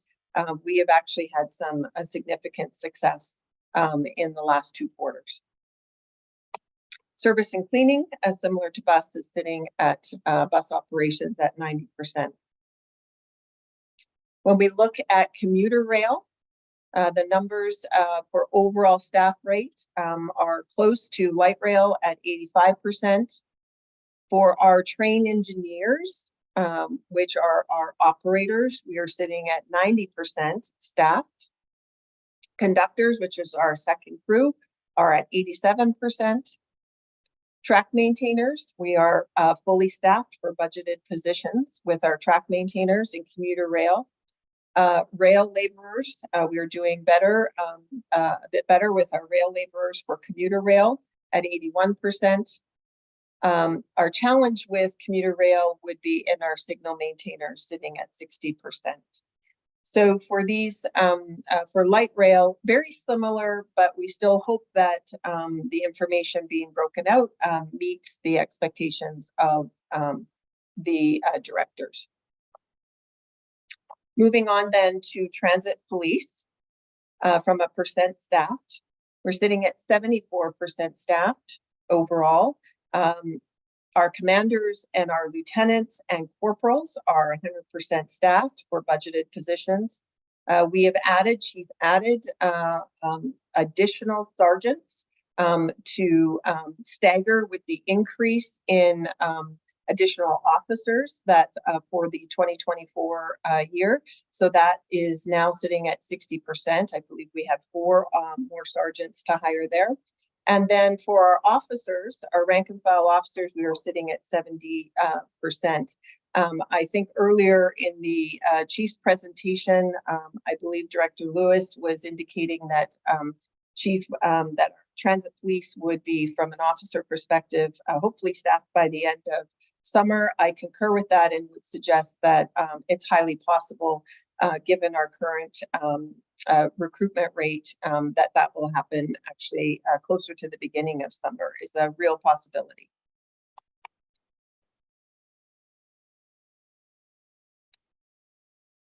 Moving on then to retention. I recognize, Director Lewis, that your hand is up. I'll certainly come to questions at the end of the presentation. I have 2 slides on employee retention. Again, this is another change with respect to our reporting. There had been requests from this committee to report not just on overall separation, but to break out voluntary and involuntary separation. So we are doing that with a similar to the first slide that we had in this presentation. We're also doing a year-over-year comparison. So in Q1 of 2024, our total separations equaled 67. Involuntary of those 67, 24 were involuntary separations and 43 were voluntary. What you can see clearly from the year-over-year comparison, we had significantly, fewer voluntary separations in Q1 of 2024, but we did have a marginal increase in involuntary separations, and we can look at that a little bit deeper in the next two slides. Looking at voluntary, again, for ease of review, we have changed the layout of this slide, whereby the reason for turnover that is the greatest will sit on the bottom of the slide. Should be no surprise to this committee that retirement continues to be the number one reason at 28% of the total voluntary separation. So that's sitting at 12 retirees in that quarter. The other, again, there's these trends hold through each quarter. They are consistent with retirement, family reasons, or unknown, being that it has not been openly communicated to the agency the reason for separation. They tend to continue to be the leading reason. In breaking out involuntary, again, this was another responsive slide to requests from directors. When we're looking at the involuntary turnover, 37%, the equivalent of 9 individuals were subject to involuntary termination due to job performance. 33% due to violation of RTD's attendance policy. And then 26%, so 6 individuals were subject to involuntary termination or turnover due to medical DOT or not being authorized to enact in their capacity. And unfortunately, and very sadly, we had one active employee who passed away during Q1 of 2024. Chair Whitmore, that wraps up the extent of my presentation. I am happy to answer any questions. I will respectfully leave the slides up in case any director or any question wishes to have me reference it. All right, thank you, Mr. Pelleggi, and thank you for your flexibility in the presentation and for some green good news. I want to alert the committee that I'm having some computer issues, and I am not the best at computers. My computer wants to restart in about 10 minutes, and I have not been able to get it to delay. So, Mr. Vice Chair, there may be a time where I leave abruptly. I'm not leaving mad, I'm just leaving, and I'll be back with you. I do believe that we had some questions in queue, and I think, was it Director Lewis? Thank you, Mr. Chair. Yes, Charlene's last 3 slides answered my question, so thank you very much. Okay, very good. And I have some screen issues with my RTD warning center here on the computer, so I'm not able to see the group very well. At this point, until I can get that done, Mr. Vice Chair, I think it would be best to keep the committee moving along. Vice Chair Bouquet, would you be able to take over for the rest of this item, and I will get in and out of this situation and be back as soon as possible? Of course, Chair. Thank you so much. I will restart and be back with you all. Proceed. Sounds good. With that being said, I do see Director Broom's hand up. Director Broom.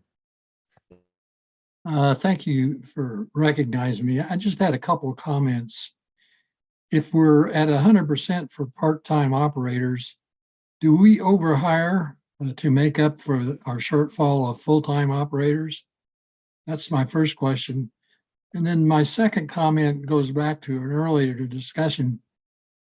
What I've found over the years is when you make a large increase in the number of police officers in your department, you would expect crime rates to go down. Well, actually, initially crime rates go up because you've got more people writing tickets. So you have to look at these numbers carefully. Thank you. May I respond? Of course. Ms. Pelleggi. Thank you, Vice Chair. So thank you for the question, Director Broom. I suspect the question is directed with respect to the 100% for the part-time operators in light rail operations. We have a very small number of part-time, budgeted part-time positions for light rail. And so it is not, we are not overstaffed in part-time. Actually, it is less than 1%. Budgeted. So most of our operators are full-time. In fact, that is the preferred mode of employment, even for our applicants, is to be. So the answer to your question, are we overstaffed in part-time? No, I would say no. No, not my question. Would we purposely go overstaff to make up for the shortfall of the full-time people? Mr. Chair, if I may. Of course. Ms. Yes. Jones. So Director Broom, thank you for the question. And I'm sending Ms. Pelleggi a lifeline because as it relates to service delivery, it's contingent upon the runs and how they go, because you can utilize part-time operators for short spans of time, and contingent upon the way we do our run cutting, how we do our schedule, you may need an operator out for a fuller length of time. So when we talk about having part-time, using it interchangeably, it basically is predicated upon how we divvy up the pieces of work and how people bid on said work. And so if you had a multitude of part-time operators, you may have to make relief that's more costly to the organization, recognizing where our facilities are located. You'd have to deadhead and incur costs. So no, getting back to the point that Ms. Pelleggi raised, we would not be overstaffed. Did that address your question?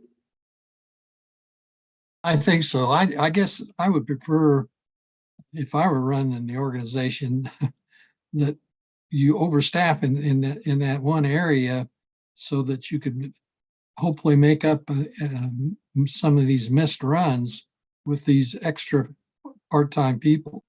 Right. Well, thank you very much for that, Director Broom. But recognizing in light rail, we have one operating facility, and one of our furthest stations, it takes 73 minutes to actually get out there. And so we would not be making up for that because we would be paying these people to sit around and not actually leverage the work that we have. So it'd be more costly for us as an organization, because even if you did have missed runs, to get somebody there, that's why we often have missed trips. It's by virtue of how we deliver service here with only one operating facility. Okay, well, thank you for your explanation. You're welcome. That's all I had. Thank you, Director Broom. I do see Chair Davidson's hand is up next. Yeah, thank you, Mr. Vice Chair. I appreciate you recognizing me as a non-committee member here. Ms. Pelleggi, thank you very, very much for these visuals and for this presentation. It is exceptionally helpful the way this is dialed out and raised up. I have one question.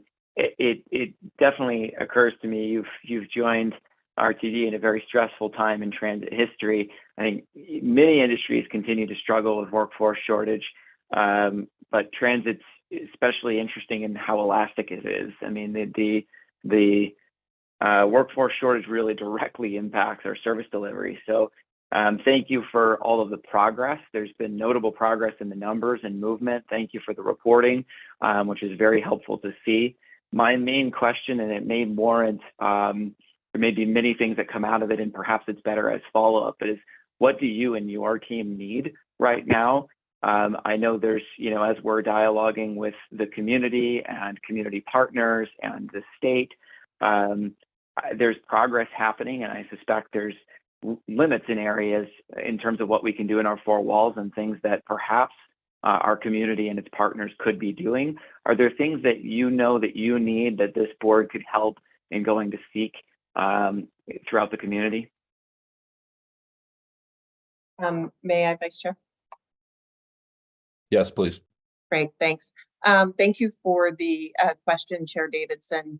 I greatly appreciate it. It certainly is a challenging labor market. I was in a separate meeting this morning with some colleagues in other industries, but in HR, and everyone is feeling a pinch in some shape or form, and it doesn't matter at what level or type of position. What I could say, I do want to share one thing. One thing that I had mentioned a couple meetings ago was the dedication and commitment from, truthfully, from GM Johnson to increase and have faith in our ability and our talent acquisition team if we got appropriate numbers so that we could appropriately staff ourselves to actually engage in proactive, in many sense, mass hiring. So that was the first thing, and that has made, you're seeing this quarter over quarter increase, and you've heard repeatedly, I don't want to say we don't have a recruitment challenge, because we still got to keep moving forward. We're not all in the green yet, but it has made a huge difference to have those numbers, and we're seeing the return on that. So that's number one. I would, and thank you for that support, because that comes from approval of budget. The other piece that I would say that's critical is being an ambassador, as you all are, and thank you again for your service and your comments and during what has been obviously a very challenging time for each of you and for the agency as a whole. But to continue to be out there talking about what an amazing agency we have and what amazing opportunities are available to individuals who want to have a career at RTD, not just a job. We need to continue to do our part to help build the pathways, but that is immensely helpful. And to just demonstrate that, I believe, I might have the wrong date, March 27 or 28, we held a job fair. And we had great attendance by members of the agency who came out to talk to employees. And I believe we had between 40 to 50 applicants who went right through the process in place. And that really made a difference, because we're seeing the uptick of that. I can tell you it's a sneak peek, but as of a week ago, we have 9. There's a whole bunch of people in training, but we have 9 vacant light rail operator positions. 9. That's not double digits, that's single digits. We have almost 30 in training right now. And that just comes from being that advocate for the opportunities that exist working at RTD. That would be the key thing. And the third one that I would say, and I know you asked this question, and I know I'm super late for where I needed to be, but this is critically important. Support for our frontline operators with respect to legislation to ensure that, and support for the work of chief to get the safety and security for our employees. They deserve it. They work hard. And they are front and center, working tirelessly in, at times, less than advantageous working conditions. And so anything that the board can do and continue to do to support us and them, that would be my ask. Thank you very much for sharing that, Ms. Pelleggi. I really appreciate it. Thank you. Thank you, Chair Davidson, and thanks, Ms. Pelleggi, for that. I do not see any further hands. Are there any final comments or questions for Ms. Pelleggi from either committee members or non-committee members? With that being said, I do want to thank her greatly for her presentation and also her patience. I know right now she's late for an event, so I want to respect your time. I know that because of the rescheduling of this committee meeting, we greatly appreciate it and greatly appreciate the work you've done. So thank you so much, Ms. Pelleggi. Thank you. With that being said, I see that our chair is back on, so I'm going to give this back to Chair Whitmore. Thank you, Vice Chair. Well done. I appreciate your assistance. We have two other items on the agenda tonight. The next one is regarding safety, the 2023 Safety Performance Review. And I'd like to ask Dan McLean, Chief Safety Officer, Senior Manager of Safety and Environmental Compliance, to present this item. Dan, the floor is yours. Yeah, thanks, Chair Whitmore. I just want to confirm everyone can see my screen. Yes. This presentation is for the safety performance for all of our TD for the calendar year 2023. I can't see hands up, so hopefully someone will watch or maybe hold the questions till the end. Tonight we're going to cover safety performance data for commuter rail, light rail, bus rail, or bus date, the bus system, along with the safety performance targets and what we have going on safety management systems, the activities and what we're doing with both the system safety program plan and the public transportation agency safety plan. We'll start out with the on-the-job injury data by month, and this compares the last 3 years of data. What you might notice here is that in 2023, we have a pretty good uptick in all months, and we have the reasons which will be revealed here in the third slide, the next 2 slides after this one. As you see, a total of the 718 on-the-job injuries, where we have the skew and where we have the uptick, is that 356 of the first report of injuries here is for exposure to illicit drug smoke. And so most of those only result in a record only, which means they write a report into our risk management, and it doesn't result in medical attention or a loss of time due to a medical condition. But that's the biggest skew we've had for 2023. The second highest then is your strains, and the next one slip and fall. One thing it shows here, this is the incident rate. It's normalized per 100 employees. You see in 2023, we're clear out to 30. Without the illicit smoke, we would be to incidents, we'd be down at 15.15. And that is shown in the OSHA rates. The OSHA rates, which again are number of injuries per 100 employees, only include the medical injuries that took medical attention or those that lost time. And you see the year, the last 3 years, 21, 22, and 23, they're continuing to go down slowly. One new thing we've had to track since the passage of the bipartisan infrastructure law and the new requirements to report operator assaults to the NTD is total operator assaults. The NTD established a definition along with FTA that is almost the exact verbiage that's in the infrastructure law, and it relates to interference with the operator performing their duty, operator or other transit worker. You can see in 2023, we reported to the NTD, and they were reported as on the form, which the form is labeled SNS 50, which covers other safety events not otherwise classified, and that's how they want them reported. But we reported 371 assaults on the system. The majority of the assaults were on the bus system, and it was about an equal split between physical and non-physical.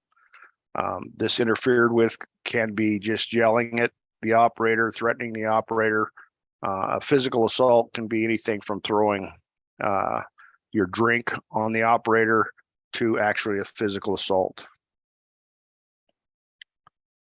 We'll go into the commuter rail data. The commuter rail safety performance. This slide shows the FRA reportable events, the near misses, the recordable events, the rule violations, and the trespassers, with the orange color being the 2023 data. The trespassers in 2023 tend to dominate this graph, in that in 2023, trespassers had, on the A line, we had 80 trespassers. And so that's the scale. I believe that's what it is, the scale. Yeah. Look at my notes here. Trespassers, I was wrong with that. Trespassers on the A line in 2023 were 423.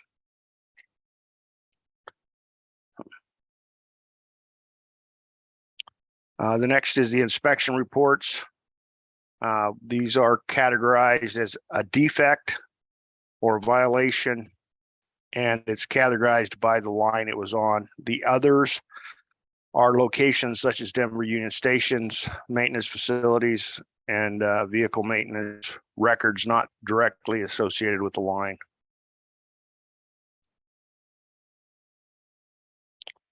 Light rail data. These are the FTA, Colorado Public Utilities reportable events for the last 3 years. These are events that happen on the light rail system that are required to be reported within 2 hours, such as grade crossing collisions, trespasser strikes, and derailments and such. And you can see as 2023 was a fairly good year compared to 2022, down to 24. The second slide here is the reportable hazards. These are hazards that are included in the Colorado Public Utilities program standards that have to be reported to them in 24 hours. These would be such things as a door malfunction or a near miss with a pedestrian or trespasser on the system, or a grade crossing misactivation, or a failure of a grade crossing activation. And the last statistic here for the light rail is their red signal violations. Those are the ones that allow us to run on our block system. And this continues to be a good story and continues to go down and trend downhill for the past 6 years now. Bus data. What we have here is the preventable and non-preventable accidents. The non-preventable accidents are in orange and the preventable in blue. And you can see they've been increased year after year here since 2021. Just significant challenges in the system. As you know, we've done a lot of different increasing traffic as the pandemic recovery happened, and that we've had significant urban infrastructure changes with bike lanes, bus lanes, and other things that have been added.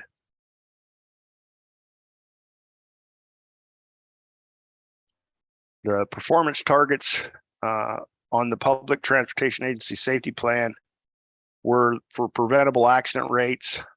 We had a goal of 1 per 100,000 miles.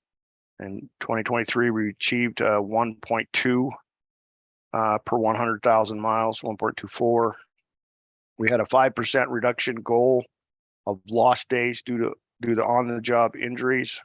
We actually achieved a 41% year-over-year reduction in lost days. The remaining goals of the Public Transportation Agency Safety Plan, we wanted to reduce the goals the OJ 5% reduction in all of these categories here related to injuries. The OJIs, again, it talks about that 68% increase, but that being with the illicit smoke. If we take those out, we had a 0.27 reduction. Slip and fall injuries, we had a 4% decrease. Injuries from strains reduction, we actually had an 8% increase in that. So we've looked at that, and we've also looked deeper into our data and how things were classified there. So, and our other goal is a reliability goal, mean distance between failures. We had a 2023 goal from the strategic plan that reduced by 3% from 2022. We ended up in decreasing the mean time between failures by 1.9%. The activities that we have, what we have going on. In 2022, we adopted the operational management framework and policy. We currently have active operational risk registers at all of our garages and throughout the agency. The combined risk registers are reviewed at the committee meetings that we have at each garage and at the Joint Labor Management Safety Committee. And this year we have identified over 250 hazards. We've closed 188, and some of the open items, we've transferred those to, for example, we did have some security related ones, and those have been transferred to be followed up by the security and police team.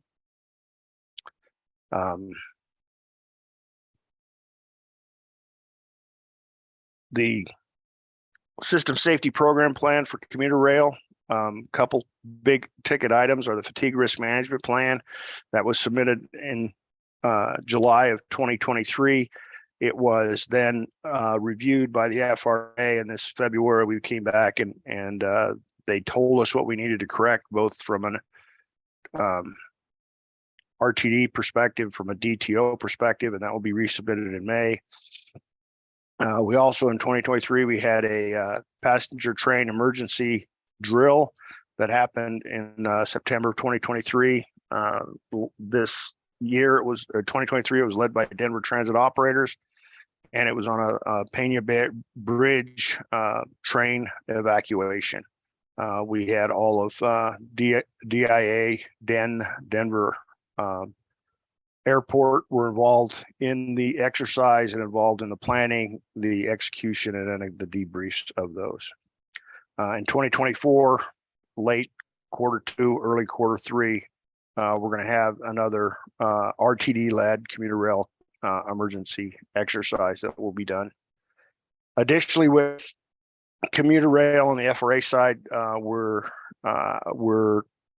continuing to do system safety program plan internal assessments. They're similar to our internal safety review on the light rail side, and review and updating of the plan. On the FTA side, or the bus and light rail side, we have initiated and continued to do the event investigation train the trainer. We did that through the last part of 2023, conducting internal safety reviews on the light rail system. We're revising the PTAS document, and the document that will have revised targets, Joint Labor Management Safety Committee, and emergencies operations plans. That was the big changes. And then the new requirements, we'll talk a little bit about those as we go forth here. We have had, since the change of the law, which came into place in 2019, but really effective in 2020, it went from the old law was 659. It was a system safety approach to a safety management systems approach in 2020. And at that point, the new regulations require that we have a formalized program, everything written down, documented, who did what, where, and how, and was it working? And if so, how did we know it? So with that, most of our caps were related to inadequate documentation. or lack of documentation or lack of a program. Caps are already also generated from events such as derailments and such. But over the last 2 years, we've closed 64 caps. We currently have 21 caps open currently as of the February 28th. And we had 200 review. There's been more turn with that. We have currently, I think we've got 67 closed and 500 review and 15 more open caps. A little bit about what's going on regulatory wise from the FTA. There's a lot of activity on the FTA side. They just issued last week a revised Part 673, which is the Public Transportation Agency Safety Plan rule, which is going to require a lot more than it did before. Along with, they changed the National Transportation Safety Plan, which requires reporting of now 11 new metrics to the NTD. That came out last week. They also have a proposed general directive that is focused on operator assault, which is expected to drop in May or June, and it will have a 30-day implementation, which will require us to do risk assessments and make the operator assault prevention program part of our safety risk management, and look at all of our assault data and then look at it from a risk-based perspective and then determine the mitigations and give those to them. They've also put out proposed rules on the state safety oversight. That's the Colorado Public Utilities Commission that does our auditing of our light rail. A significant change in that is their special directive on risk-based inspections. And FTA has put that out through a special directive, and that's going to require the PUC to change their regulations and conduct additional inspections, and requires us to provide additional data and additional access to the PUC to inspect the light rail system. Other things that have come out recently is a roadway worker protection for light rail. That's a advanced notice of notice of proposed rulemaking. And then they have fatigue and hours of service, which is an advanced notice of proposed rulemaking that came out last fall. All of these things, it's going to be a pretty full next 1 to 3 years of additional requirements that are put on by the FTA. And the FRA has a couple too, but they're not of biggest scope as what we have here. So that's all I have. Questions, comments? All right, thank you, Dan. A very, very comprehensive report, covered a lot of ground, and we do appreciate your hard work and your conscientious manner in the way you approach safety, which is job one for sure. I see 2 committee members in queue. We'll start with Director Jamie Lewis. Yes, just quickly, a point of clarification. Dan, when you say trespassing, are you just referring to the people that don't have a fare, or are we talking about traditional trespassing on properties? No, that's individuals that are in a protected right of way. So they're in our right of way that we have that where our trains run. So if someone's in there that's not authorized, they're considered trespassers. And so we've had on the A line especially, and there's particular areas that we have on the light rail system, but on the A line particularly, we have as a result of some of the newcomers that are in the area, we had specifically had a problem for a short time and continued to monitor at Peoria, where they were cutting through the fence rather than taking the bridge over the right of way. They were cutting across. So I know that Mike Millage and the team had been working to resolve some of those issues, but that's what a trespasser is, someone that's in the right of way that's not authorized. Thank you, sir.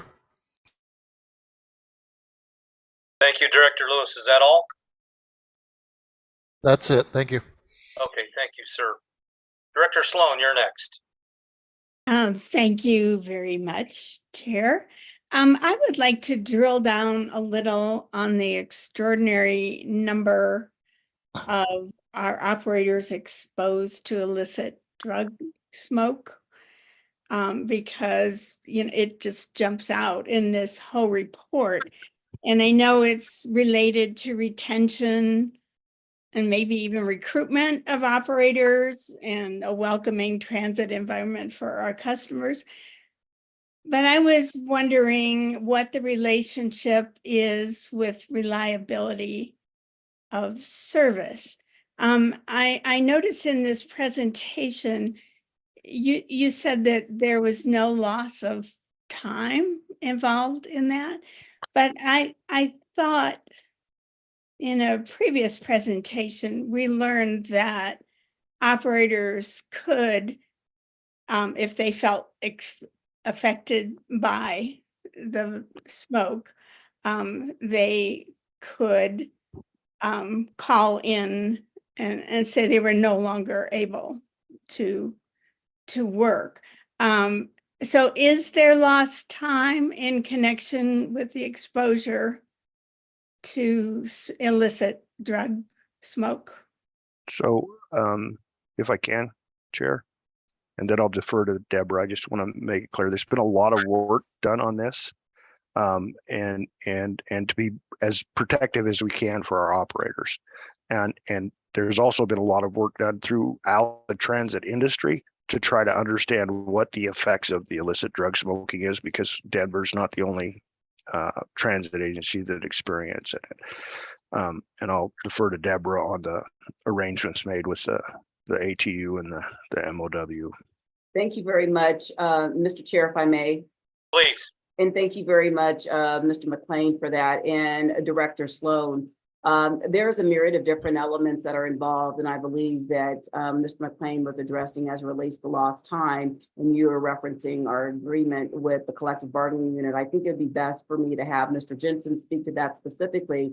But one thing's for certain, what we did state in a previous presentation, what is up to the operator, we're not going to question if one feels as if they're not able to continue in service, and the notion of lost time, that means that they haven't been off for a prolonged period of time as we go forward. So you are correct in your statement, Director Sloan, in reference to what the provisions that we have with a memorandum of understanding with our union brethren. But I will yield the floor to Mr. Jensen that could provide some greater context as it relates to the impact with service delivery. Thank you.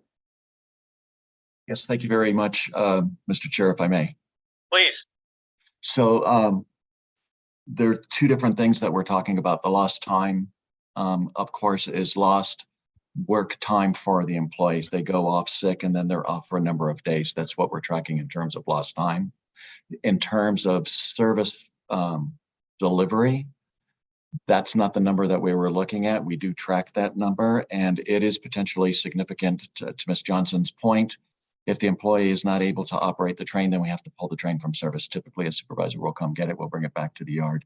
And because of the nature of that call happening in a moment, we don't have extra operators, we don't have extra trains out there, we end up losing service. So that is a significant portion of the service that we lose is due to that very thing. Thank you. Now I understand. I appreciate it. Thank you, Director Sloan. Good question. Next in queue, Director Rusha. Thank you, Mr. Chair. My question was actually very similar to Director Sloan, so I am glad she went first. I noticed that as well, and I had a more granular question regarding our SOPs.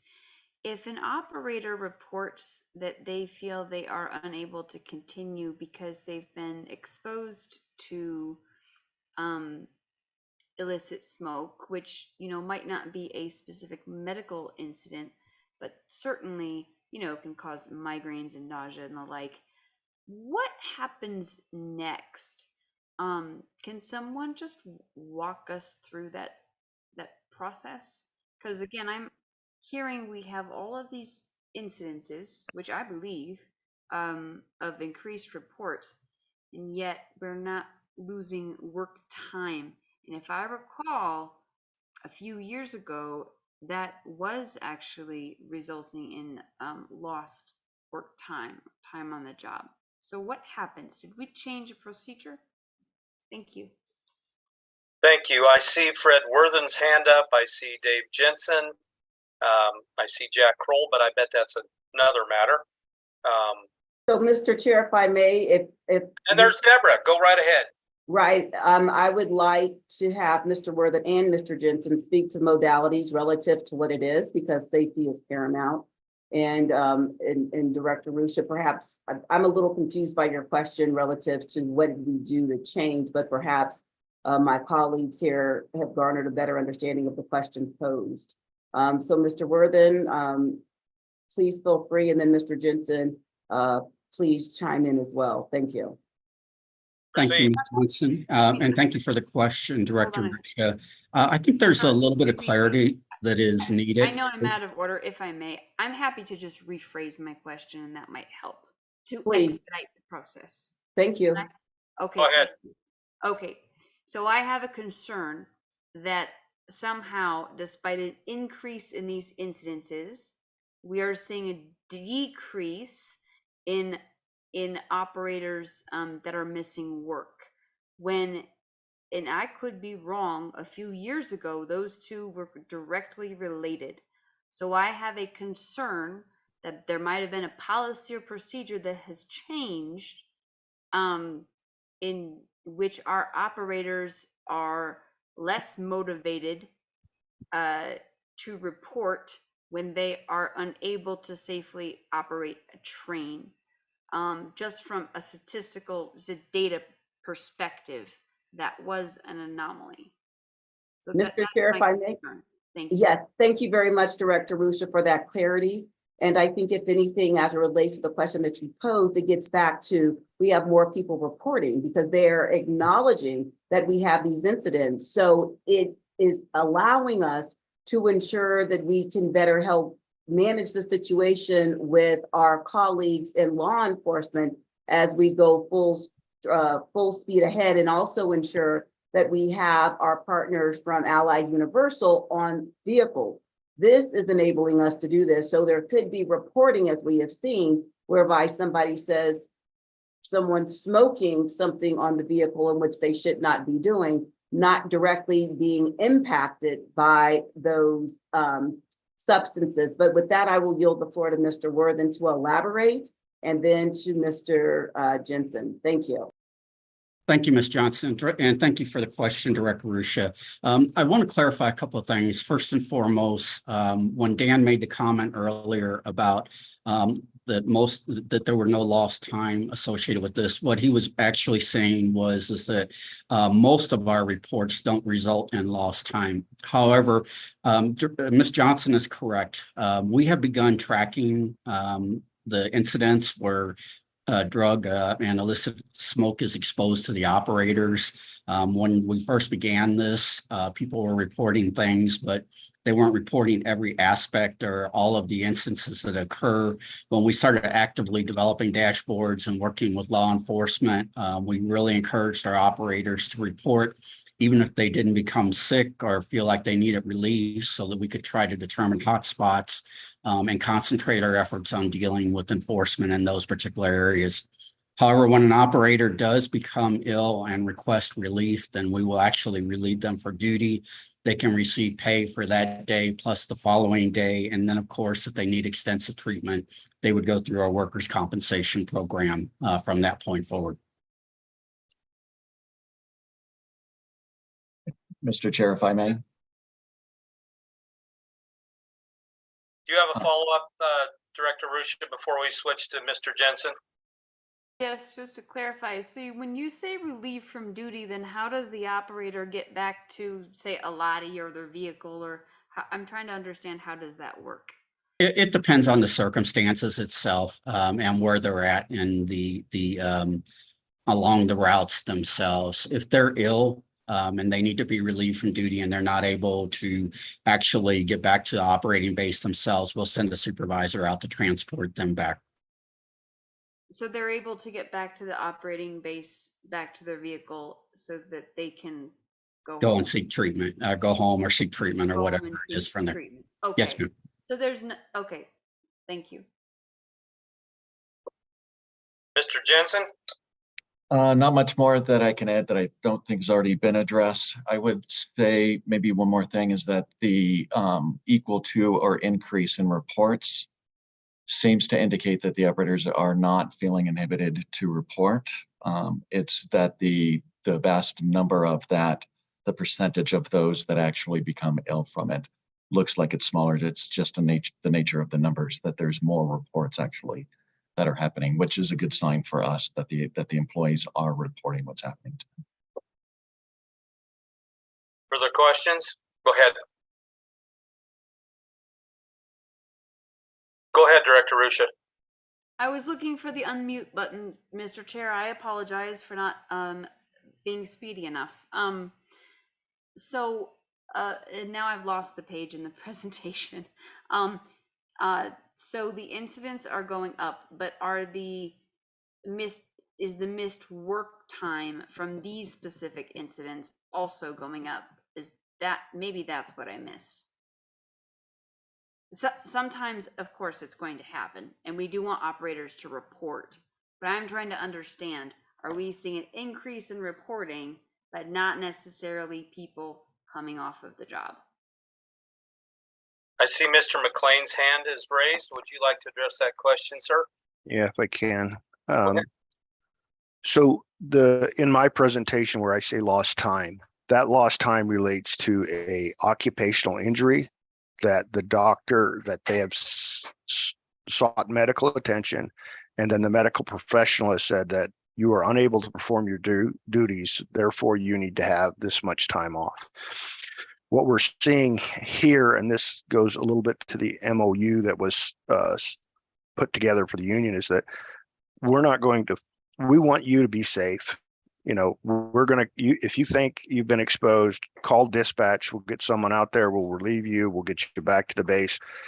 That's a different, that doesn't count on my lost time because it isn't medical related, and it's not related to a medical professional setting for this individual to be off. But what it is that we understand that we're not going to question if you're dizzy or nauseated or whatever. And I think, both Mr. Worthen and Mr. Jensen addressed that, and I think they've done a good job. And that's the difference. That's that delta where it says just report only. That's why we have so many report onlys, because they report it in case they need to go to the medical after. There has been a pretty landmark study done out of Washington University, including TriMet, King County, and Sound Transit on the effects, and they did a very high level industrial hygiene study on those effects and the effects of the ventilation in the cab. A lot of it says that it doesn't affect, they haven't found the effects, but they're still continue to learn more about how the air exchanges affect the operators. But for now, there isn't a lot of science on this. So what we do is take the operators, if they're at their word, and that's what the MOU was set up for, I believe. So. Further input for okay, go ahead with the next question. And yeah, Mr. Chair, may I just have permission to dialogue? I don't need long answers, just direct ones if possible. This is literally one of the most important presentations that this committee hears all year long. So I just want to clear, may I please? Yes, I just want to make sure that whoever speaks on behalf of the staff identifies themselves for the record. Thanks. And I will also do the same. This is Director Rusha, in case it was missed. Mr. McLean, so first of all, I want to be very clear. I have no objection to the agreement that we reached with the ATU regarding these types of incidences, and just in case that is being misunderstood by anyone in the body or who could be listening later. Second, I just wanted to get make sure I understood when you're talking about lost work time, you're not talking about that first half or second day. You're talking about when someone is needs workers' compensation. Is I thought that's Mr. what. Chair, this is Dan McLean. And so for the purposes of my report, when it says lost time, that means indemnity was paid. That means that lost wages was paid from our risk group to cover the wages that the medical professional said they should be off X days. Which means somebody sought medical attention. Is that- Correct. So the answer was yes. Okay, I just want to. I'm so sorry. I just want to make sure that I do better with crosstabs than I do with PowerPoints, and we don't get those. So I just have to check. I have other questions on this presentation not related to this issue, but if there's someone else, I'm happy to yield.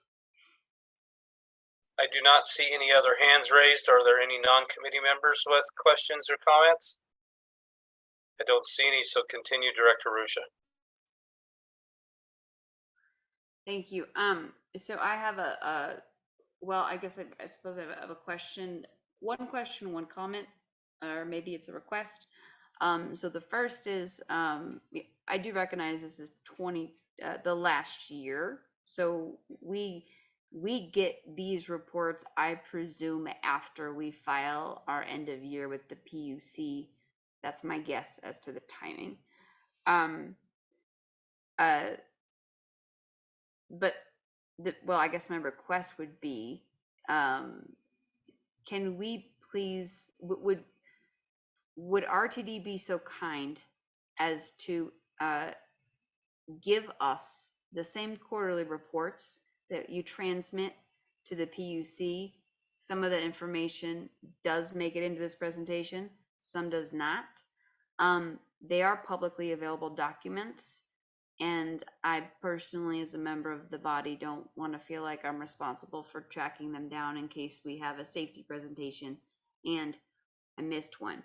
I missed something, because then how do we vote? How do we vote yes? How do we ask the right questions? And I recognize I'm frustrating a few of my fellow directors. You're free to ignore the memo when it comes, but I do think, particularly as it relates to transparency in the discussions that have been happening in the community and in the legislature, that would be appreciated. So that's my comment / question / request, and I think that's probably one for our GM CEO to answer. And then the other one, even though this was 2024 and not 2023, will we get an update on the other derailment that occurred, resulted in a train being stuck on the tracks for several days? When will we receive that update as a body? Thank you. Mr. Chair, if I may, please. Proceed, please. Thank you very kindly. Director Ruscia, thank you for the question. A couple of elements here that are critically important. We are providing this body with information relative to all the data that we accumulate, referencing safety and environmental compliance, so you can have a full-fledged understanding, recognizing the compilation of this information and the data points in which we receive said information, working with DTO and DTP. It takes some time to assimilate this information. I believe that was shared with this body previously, recognizing that we do have a concessionaire agreement that runs 3 of our 4 commuter rail lines. We want to be intentional and deliberate as we provide that information and want to ensure that it's a comprehensive picture going forward. I will confer with staff as it relates to what we are doing collectively to ensure that you receive adequate updates for the betterment of your understanding of what we're doing here at the organization. Secondly, what I will share is this: as we move forward and recognizing that there are internal reviews that we do for our overall safety adherence, and we provide that information to the PUC, we do that on a cycle. I am currently reviewing the winter ISR, which is an internal safety review. That's not ready for prime consumption relative to what it is for this body. And so I will make a commitment to you that we will assess, and that's for all the board to take into consideration, Separately, the PUC does provide reports, as they should, as the State Safety Oversight Agency. So I think there may be some conflating of what it is that we do as staff and then what the role is of the SSOA. But with that being said, please know that we want to ensure that you all have adequate information. We want to ensure that we're giving it to you in a holistic format.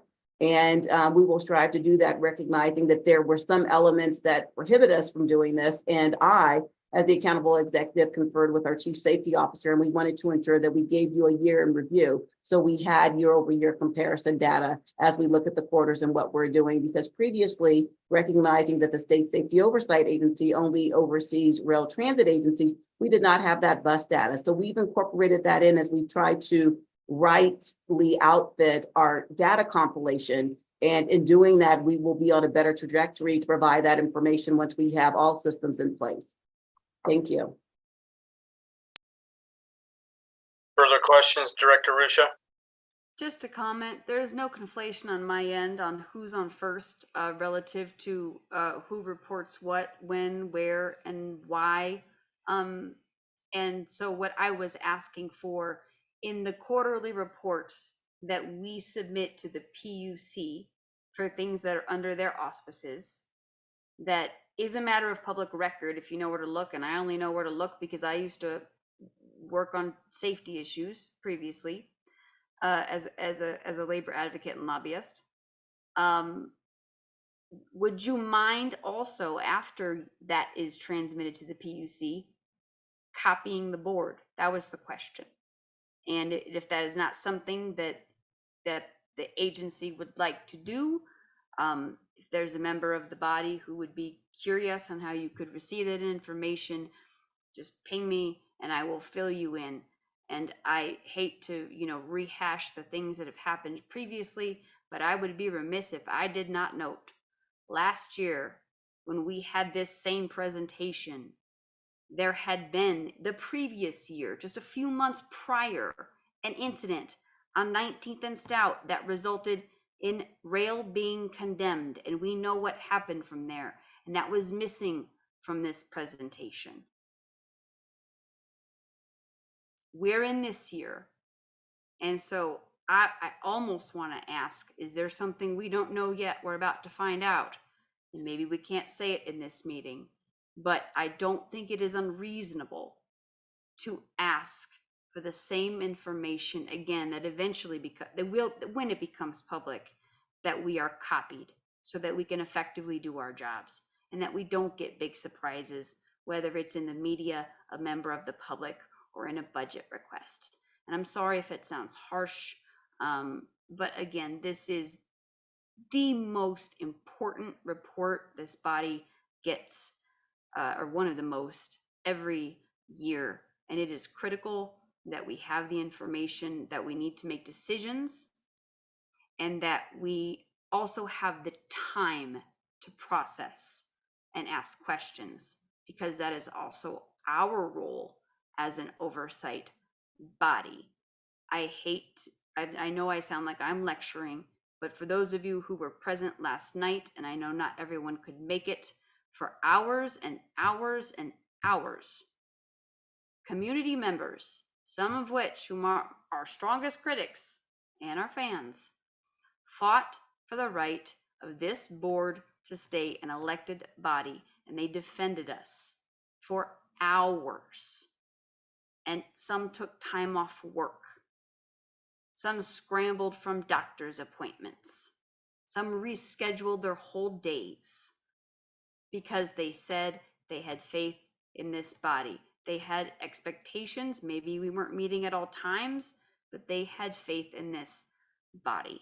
And so as a member of this body who, yes, sometimes raises her hand because I didn't hear what was just said, or because I think it's my responsibility to ask, all I'm asking is that the agency help us meet communities' expectations and respect what has transpired in the last week and what happened last night in committee, when people said over and over, I have faith in this board.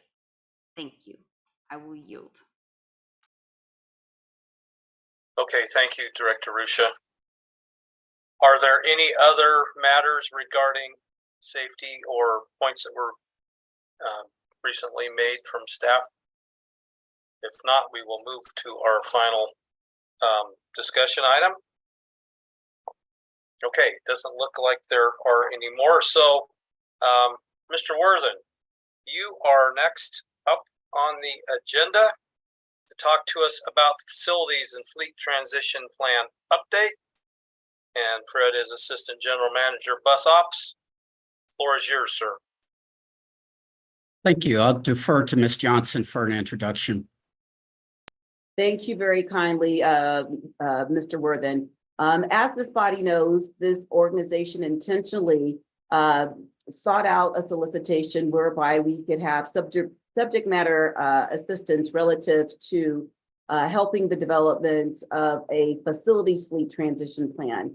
And the operative word in that is facilities. As you all may recall, upon a recommendation that you received from staff, made a very tough decision in reference to canceling a zero emission bus procurement for 17 battery electric buses. One of the primary issues that rested with that decision had to do with the lack of facilities that we had that could meet the needs of transitioning to a zero emissions fleet. With that, as we move forward, we have undertaken some work relative to trying to discern our playing field and what might be optimal for our transportation network. I'd be remiss not to state that there have been several different factors that are critical to this transition plan, recognizing that currently there are only 2 original equipment manufacturers in the United States that meet the tenets of Build and Buy America, whereas a couple of years ago there were 10.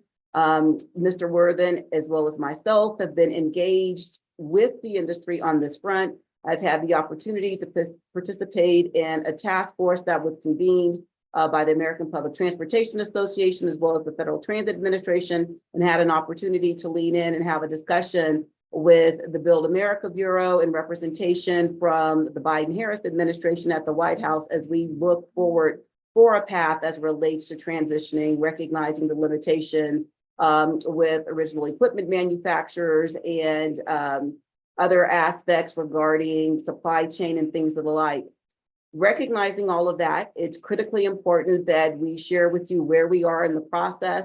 And then, as you are aware, that we will be having a study session in the June timeframe, specifically June 4th, to bring everybody up to speed on the work that has been done relative to actually developing a transition plan for this organization. With that, I want to acknowledge Mr. Worthen and Charlie Stanfield, who have been shepherding this critical project along with Joyce Vishwakarma from the facility side. And with that, I will yield the floor to my colleagues to provide you with an update on the work that has been conducted since the notice to proceed with our partners at WSP. Thank you very much, Mr. Worthen, and thank you very much, Mr. Chair. Thank you, CEO and General Manager, Ms. Johnson. Is my presentation showing on the screen? No, sir. Not yet. Okay. Let's see. Gotta love technology. Maybe your computer's wanting to restart like mine did. Share screen. All right. Mr. Worthen, if you can put it in slideshow mode. Yes. There. Thank you. Okay, if it will go into slideshow. There we go. All right.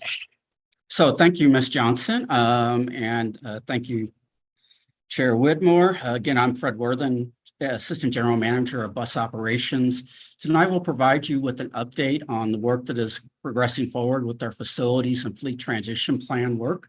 We'll start by discussing the project scope and schedule, followed by a project status, some information on the various fuel technologies we are looking at, followed by bus modeling work that is underway, site visits that have been conducted, and of course, finally talking about the June 2024 study session that is coming before you shortly.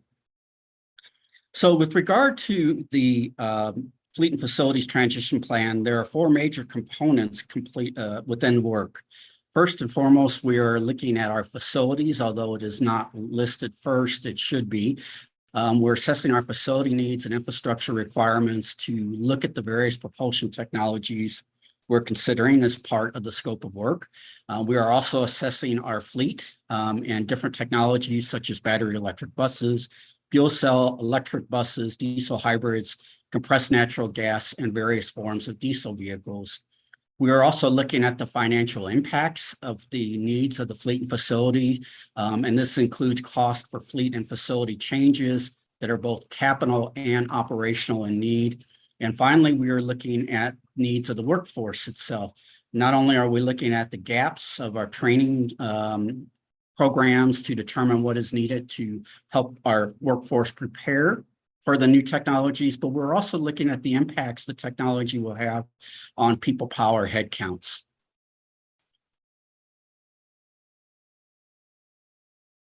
This slide can be a little overwhelming, so I'll try to break it down as best I can. Our first phase one is a screening analysis step, and I equate this very similar to posting a job for hire. When you hire somebody for a job, the first thing you do is develop knowledge, skills, and abilities and minimum qualifications for a job. Then you put a job out for hire, people will apply, applications are screened based upon the qualifications. And then of course you do background checks and then interviews are conducted, which ultimately leads you to hiring somebody. The screening analysis is very similar to going through the hiring process itself. We're looking at the various aspects of our fleet, our facilities, what impacts our fleet and facility have on the environment, looking at facility siting reports, workforce and training components, and cost. And ultimately that will lead through to a fuels technology screening report. And that screening report will actually lead to the second phase, which will ultimately lead into the development of a facilities transition blueprint and to an FTA fleet transition plan. The one thing that I really want to point out is the facilities component is really the most important and complex component of this work. Selecting and procuring buses is pretty easy. We write the specs, we put out a contract, and we buy them. But the amount of work that can go into modifying or upgrading a facility to support any technology other than the existing diesel technology that we have in place can be extensive. Most of our facilities are 40 years of age or older. They were built to support diesel technology. And then it's complicated by the fact that we do not own our contract operated facilities. So we are going to need to adopt a strategy to try to convert our contracted operated facilities to support whatever technologies are selected as well. To date, a significant amount of work has been completed. We're reviewing a draft fleet technology screening report that has analyzed the various fuel technologies primarily used within the transit industry. This work includes a significant amount of modeling work for technologies under consideration, as well as examining mitigation strategies to offset current technology limitations. Our facilities and consulting groups have also compiled a team of experts in structural engineering, electrical engineering, and experts in emissions reductions to evaluate our sites, which I will talk a bit later in the presentation about. And they are also conducting siting assessments. They are looking at the potentials for new operating bases. They are looking at the potential locations for places where we can do on-route charging. They are looking at both public and RTD-owned facilities as part of that analysis. We're also doing a workforce development analysis. This includes looking at our employee training programs and conducting gap assessments of those programs, interviewing key staff to help have a better understanding of what training needs are, and to also better understand what the impacts of the various technologies will be on our people power and headcounts. And of course, as I mentioned earlier, we are also working on a financial analysis, looking at the inputs of the cost modeling for our fleet and our facilities needs. This is both operating and capital in nature.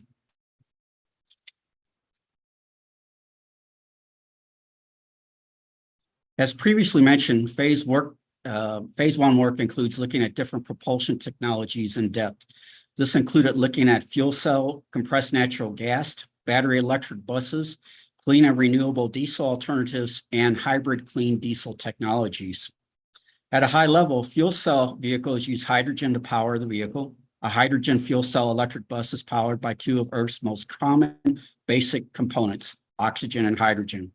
A fuel cell combines hydrogen and oxygen to produce electricity, heat, and water that powers the vehicle. Fuel cell technologies would require significant changes to our facilities and operations. In addition, hydrogen is currently unavailable in Colorado. Both the capital and operating costs associated with hydrogen are significantly higher than diesel at this time. Compressed natural gas uses natural gas to power the vehicle. CNG technologies can reduce greenhouse gases. However, again, implementing CNG technologies would require significant infrastructure changes, and the fuel costs are only marginally more expensive than diesel at this time. Battery electric buses use onboard batteries and electric motors to power the buses. There are two basic classifications of battery electric buses. There are long-range and short-range vehicles. Long-range battery electric buses are typically charged at the bus depot. They're expected to run up to about 150 miles on a single charge. And it typically takes between 4 and 6 hours to fully charge a long-range vehicle once the battery is fully depleted. Shorter range vehicles typically run up to or about 25 miles on a single charge. Shorter range electric vehicles typically have charging infrastructure located along the routes where the vehicles are assigned that enables what we refer to as on-demand or on-route charging. These types of vehicles typically recharge batteries along their respective route at layover points. Both short and long-range classified battery electric vehicles have challenges with climate, topography, auxiliary heating and air conditioning systems, and driver style that can significantly impact the range of an electric vehicle. Additionally, over time, these technologies experience degradation, whereas the distance the vehicle can travel is reduced.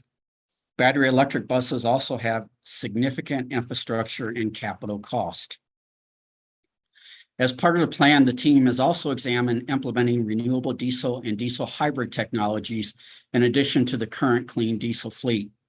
Renewable diesel undergoes hydrotreating, thermal conversion, or bio-to-mass liquid production processes, making it chemically identical to ultra-low sulfur diesel, but it reduces greenhouse gas emissions as much as 50 to 80% as compared to conventional diesel. Renewable diesels typically cost about $1 more per gallon than standard diesels and would require little to no changes to our existing facilities or operations.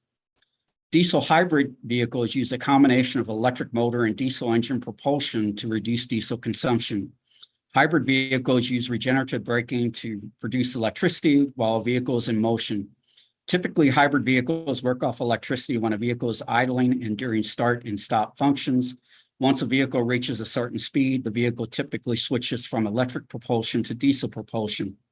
Although diesel hybrids do not require significant changes to infrastructure, the capital and operating costs associated with these technologies are more expensive to maintain. We currently operate clean diesels that burn ultra-low sulfur. These diesel fleets are used as our baseline to compare all other technologies to within this report.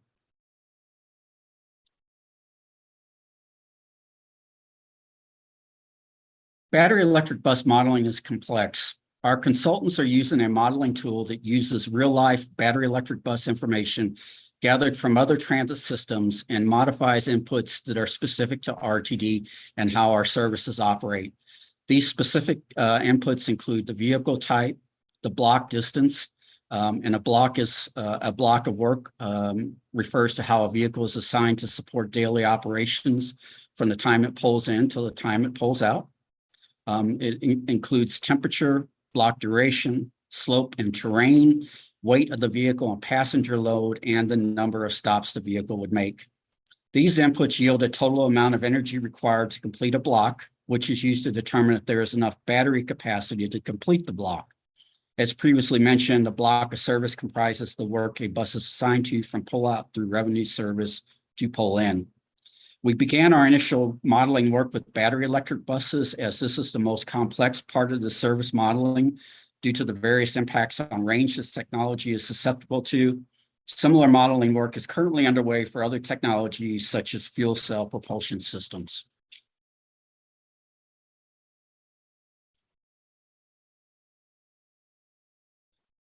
The facilities portion of work underway is the most important and complex. Most of our facilities are more than 40 years old, and half of the fixed route operating depots are operated by contractors that are not owned by RTD.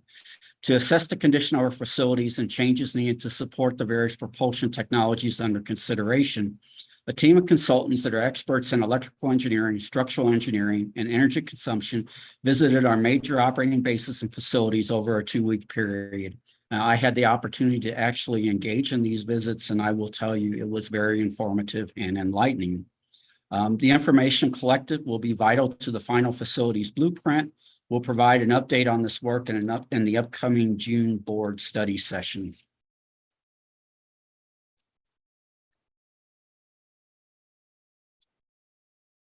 At this point, work is continuing fast and furiously. Over 40 RTD staff members are supporting the project, as well as numerous consulting resources. At this point, we are on track to complete the facilities and fleet transition plan on schedule in December 2024. We'll provide more information at an upcoming study session in June. Topics to be covered in the study session includes case studies and information from other peer agencies operating similar technologies, fuel and technology considerations, battery electric bus modeling results, and technology mitigation strategies, implementation considerations, facilities first strategies, and of course, next steps. I thank you for your time and attention to this matter. At this point, I will be more than happy to answer any questions you may have. All right, thank you, Mr. Worthen. We look forward to more information June 4. It'll be upon us before we know it. Questions from the committee or other board members? All right, Director Harwick, I see your hand is up. The floor is yours. I just have obviously I have a ton of questions, but I'm going to save most of them for June. I guess my main question is, at the end of this, when we get the report in December, like what does the next steps look like? Are we the ones that make this final decision? I'm assuming no. Deborah shaking her head. So I guess so we have the report in hand, and then what? And all the other questions I'll save till June. All right, go ahead. If I may, yes, thank you very kindly, and thank you, Director Harwick. So what we're going to do, the whole point of this transition plan and doing the modeling and trying to discern what might be optimal for this agency is put forward recommendations. And, we as staff will give some recommendations to you. I, being from a place whereby I've been part of a transition plan, we don't want to limit ourselves because we don't know what tomorrow brings in reference to different technologies, right? Going full steam ahead. And so as we embark upon this, we have to look at where we are with our fleet replacement and what might be optimal.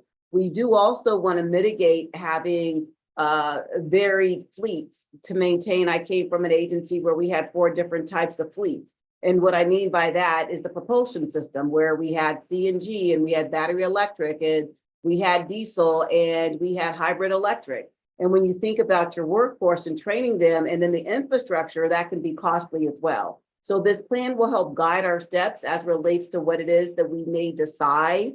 And when I say we, that'll be to you all to decide, but we as staff having the technical expertise in that realm and being involved at an industry level about what might be more pertinent, that's what we would give to this board for consideration. Mr. Worthen, would you like to opine? Because I know you're on various committees and the infancy of all of this, or nascency, whatever word you like to use in reference to this technology, we are way behind, but this gives us opportunities. So Mr. Worthen.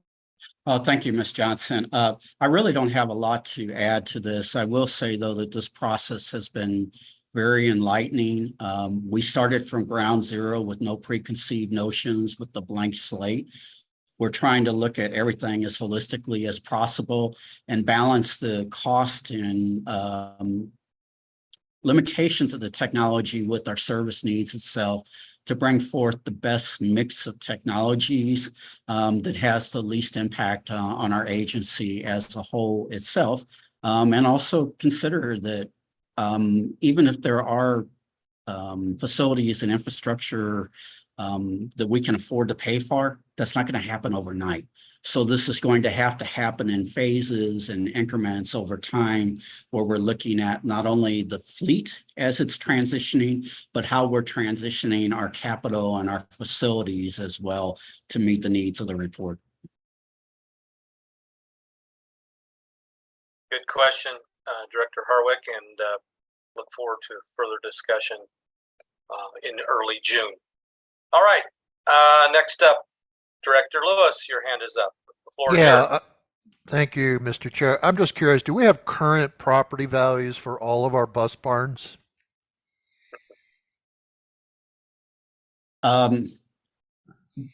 I don't know. I can't answer the question about current property values. I can get back with you on that question. Susan Altas manages our property.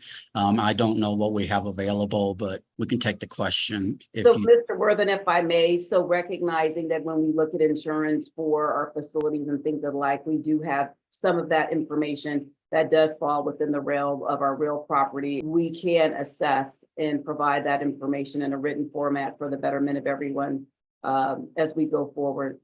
Thank you. The reason why I asked that question, it gives us flexibility if we do have to move properties around to accommodate this new technology. So it'd be nice to know that our numbers are updated as much as possible. Thank you. Thank you. All right. Any other clarifying questions or preview points for June 4? All right, it looks like that we have completed that presentation, and thank you all for the hard work. We've covered quite a bit of ground tonight. So with that, we will move to other matters. And before I open the floor to other matters, I would like to note during next week's executive committee meeting that committee will review a recommended action to update the bylaws to reflect an update to our committee's name to Operations, Safety, and Security. And if that item passes, it will go to the full board for consideration and approval on April 30. And should that pass, our name will officially change before next month's committee meeting. So we look forward to the executive committee's decision on that matter. A couple of items that I wanted to bring up for others are invited to do so. We did our best to anticipate the length of this meeting tonight, and we went a little longer than we anticipated, so I apologize for not having a break. I know I'm needing one very soon, and probably the rest of you are as well, so I apologize on that front. Secondly, I want to address the bit of loss of decorum during the Pileggi presentation and the problem that we had with the microphone. I took the prerogative to interrupt another board member and other folks as we were trying to correct the problem.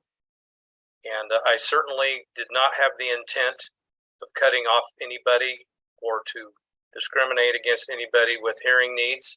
I can tell you that Ms. Pileggi's microphone system needs improvement, and I do ask for work to be done on that. The first iteration was rough. The second iteration, while improved, was not much better.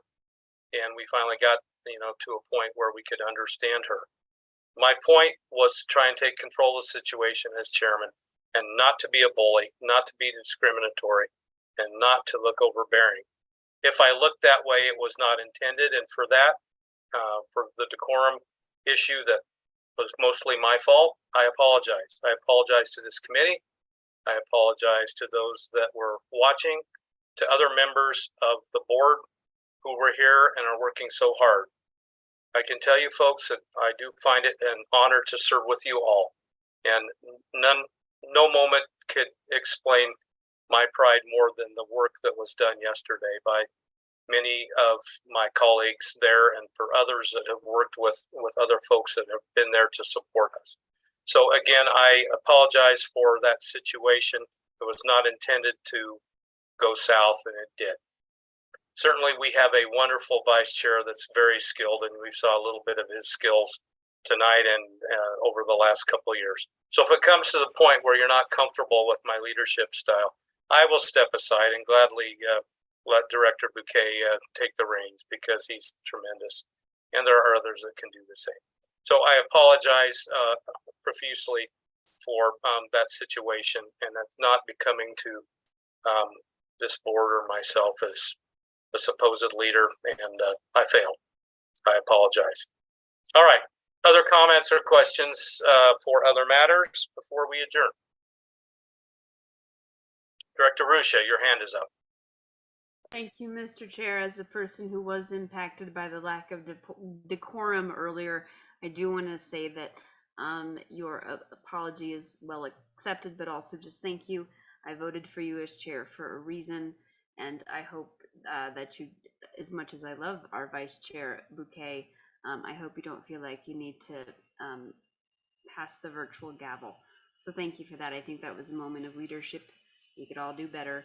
And sometimes, as noted, we also get tired. So I just wanted to say that on the record, and I really appreciate that.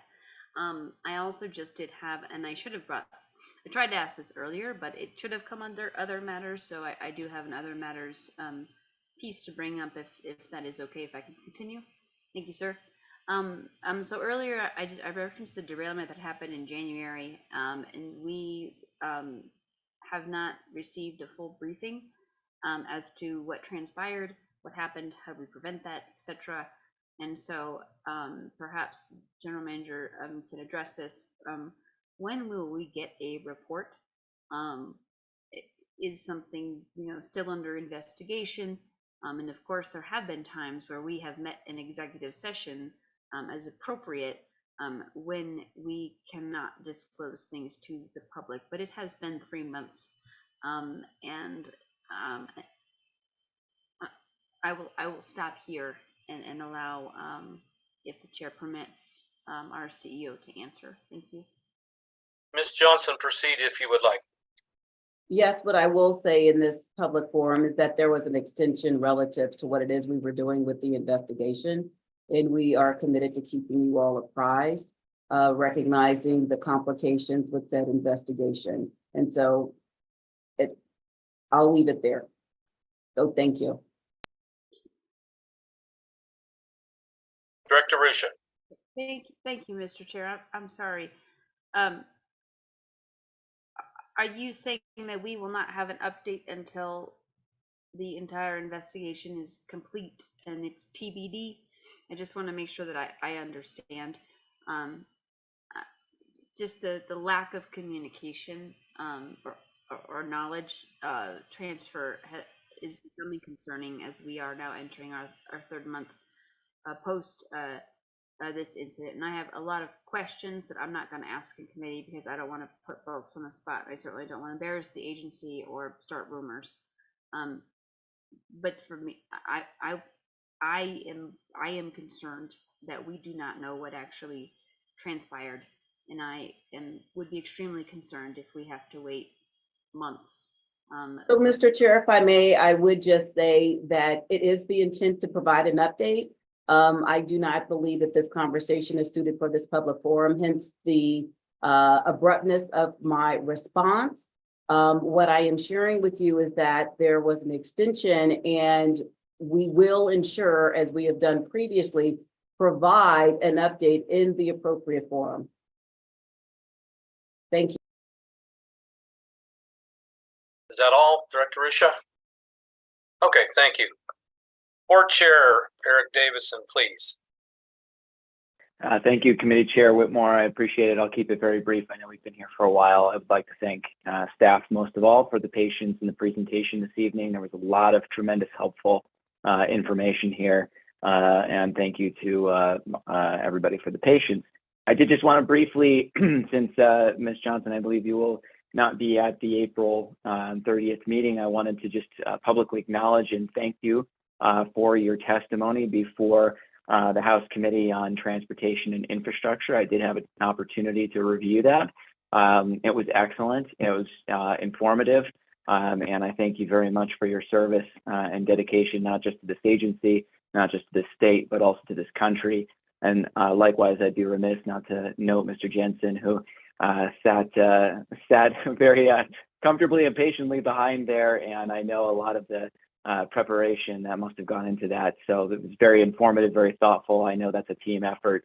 So thank you to all of those involved, and certainly Ms. Johnson and Mr. Jensen for your service to country. Thank you.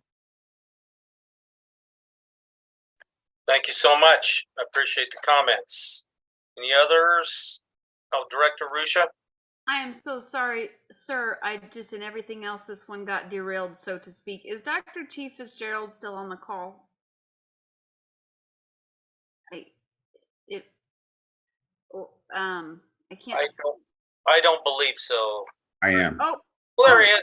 Okay, so I actually just I meant to do this previously at just our last general board meeting, and that also went long. And I just want to give kind of a shout out. I don't know if you guys noticed this. I think was in the news and in our in like the employee bulletin. Just that the leadership that our and maybe the chief could speak to this, but just that the leadership that our staff and our PD has taken regarding Narcan. And having that on their person, and he was very generous with his time. A few weeks ago with me, we spoke about some security issues, and also I made inquiries about Narcan and do we have enough? Can we increase? Can we get this in more hands? Narcan saves lives. So I'm gonna cry. Excuse me, including the life of a loved one. And so I just wanted to actually just kind of give a shout out to our chief in taking that time with me, and also that we were just commended for our work here as an agency nationally as well. And so I would just encourage my fellow board members to support the chief and GMCEO if they ask if they need any more resources regarding the availability of Narcan training or any distribution. It does save lives. Thank you so much. Thank you. All right. Any other matters for tonight? Board members, committee members? I'm not seeing any hands. Going once, going twice. Okay. Well, with that, the next meeting date is Wednesday, May 15, 2024. The meeting is scheduled to have discussions on forthcoming September 24 service change already in group 33. 23 was a long time ago. 33 contract service. Additionally, we'll have a third discussion item, which will be to receive an update on customer-facing signage, which is great to hear across the RTD system. So hopefully all can make it on Wednesday, May 15th. With that, seeing no other discussion or comments, the meeting is adjourned at 8:40 p.m. Mountain Time. Good night.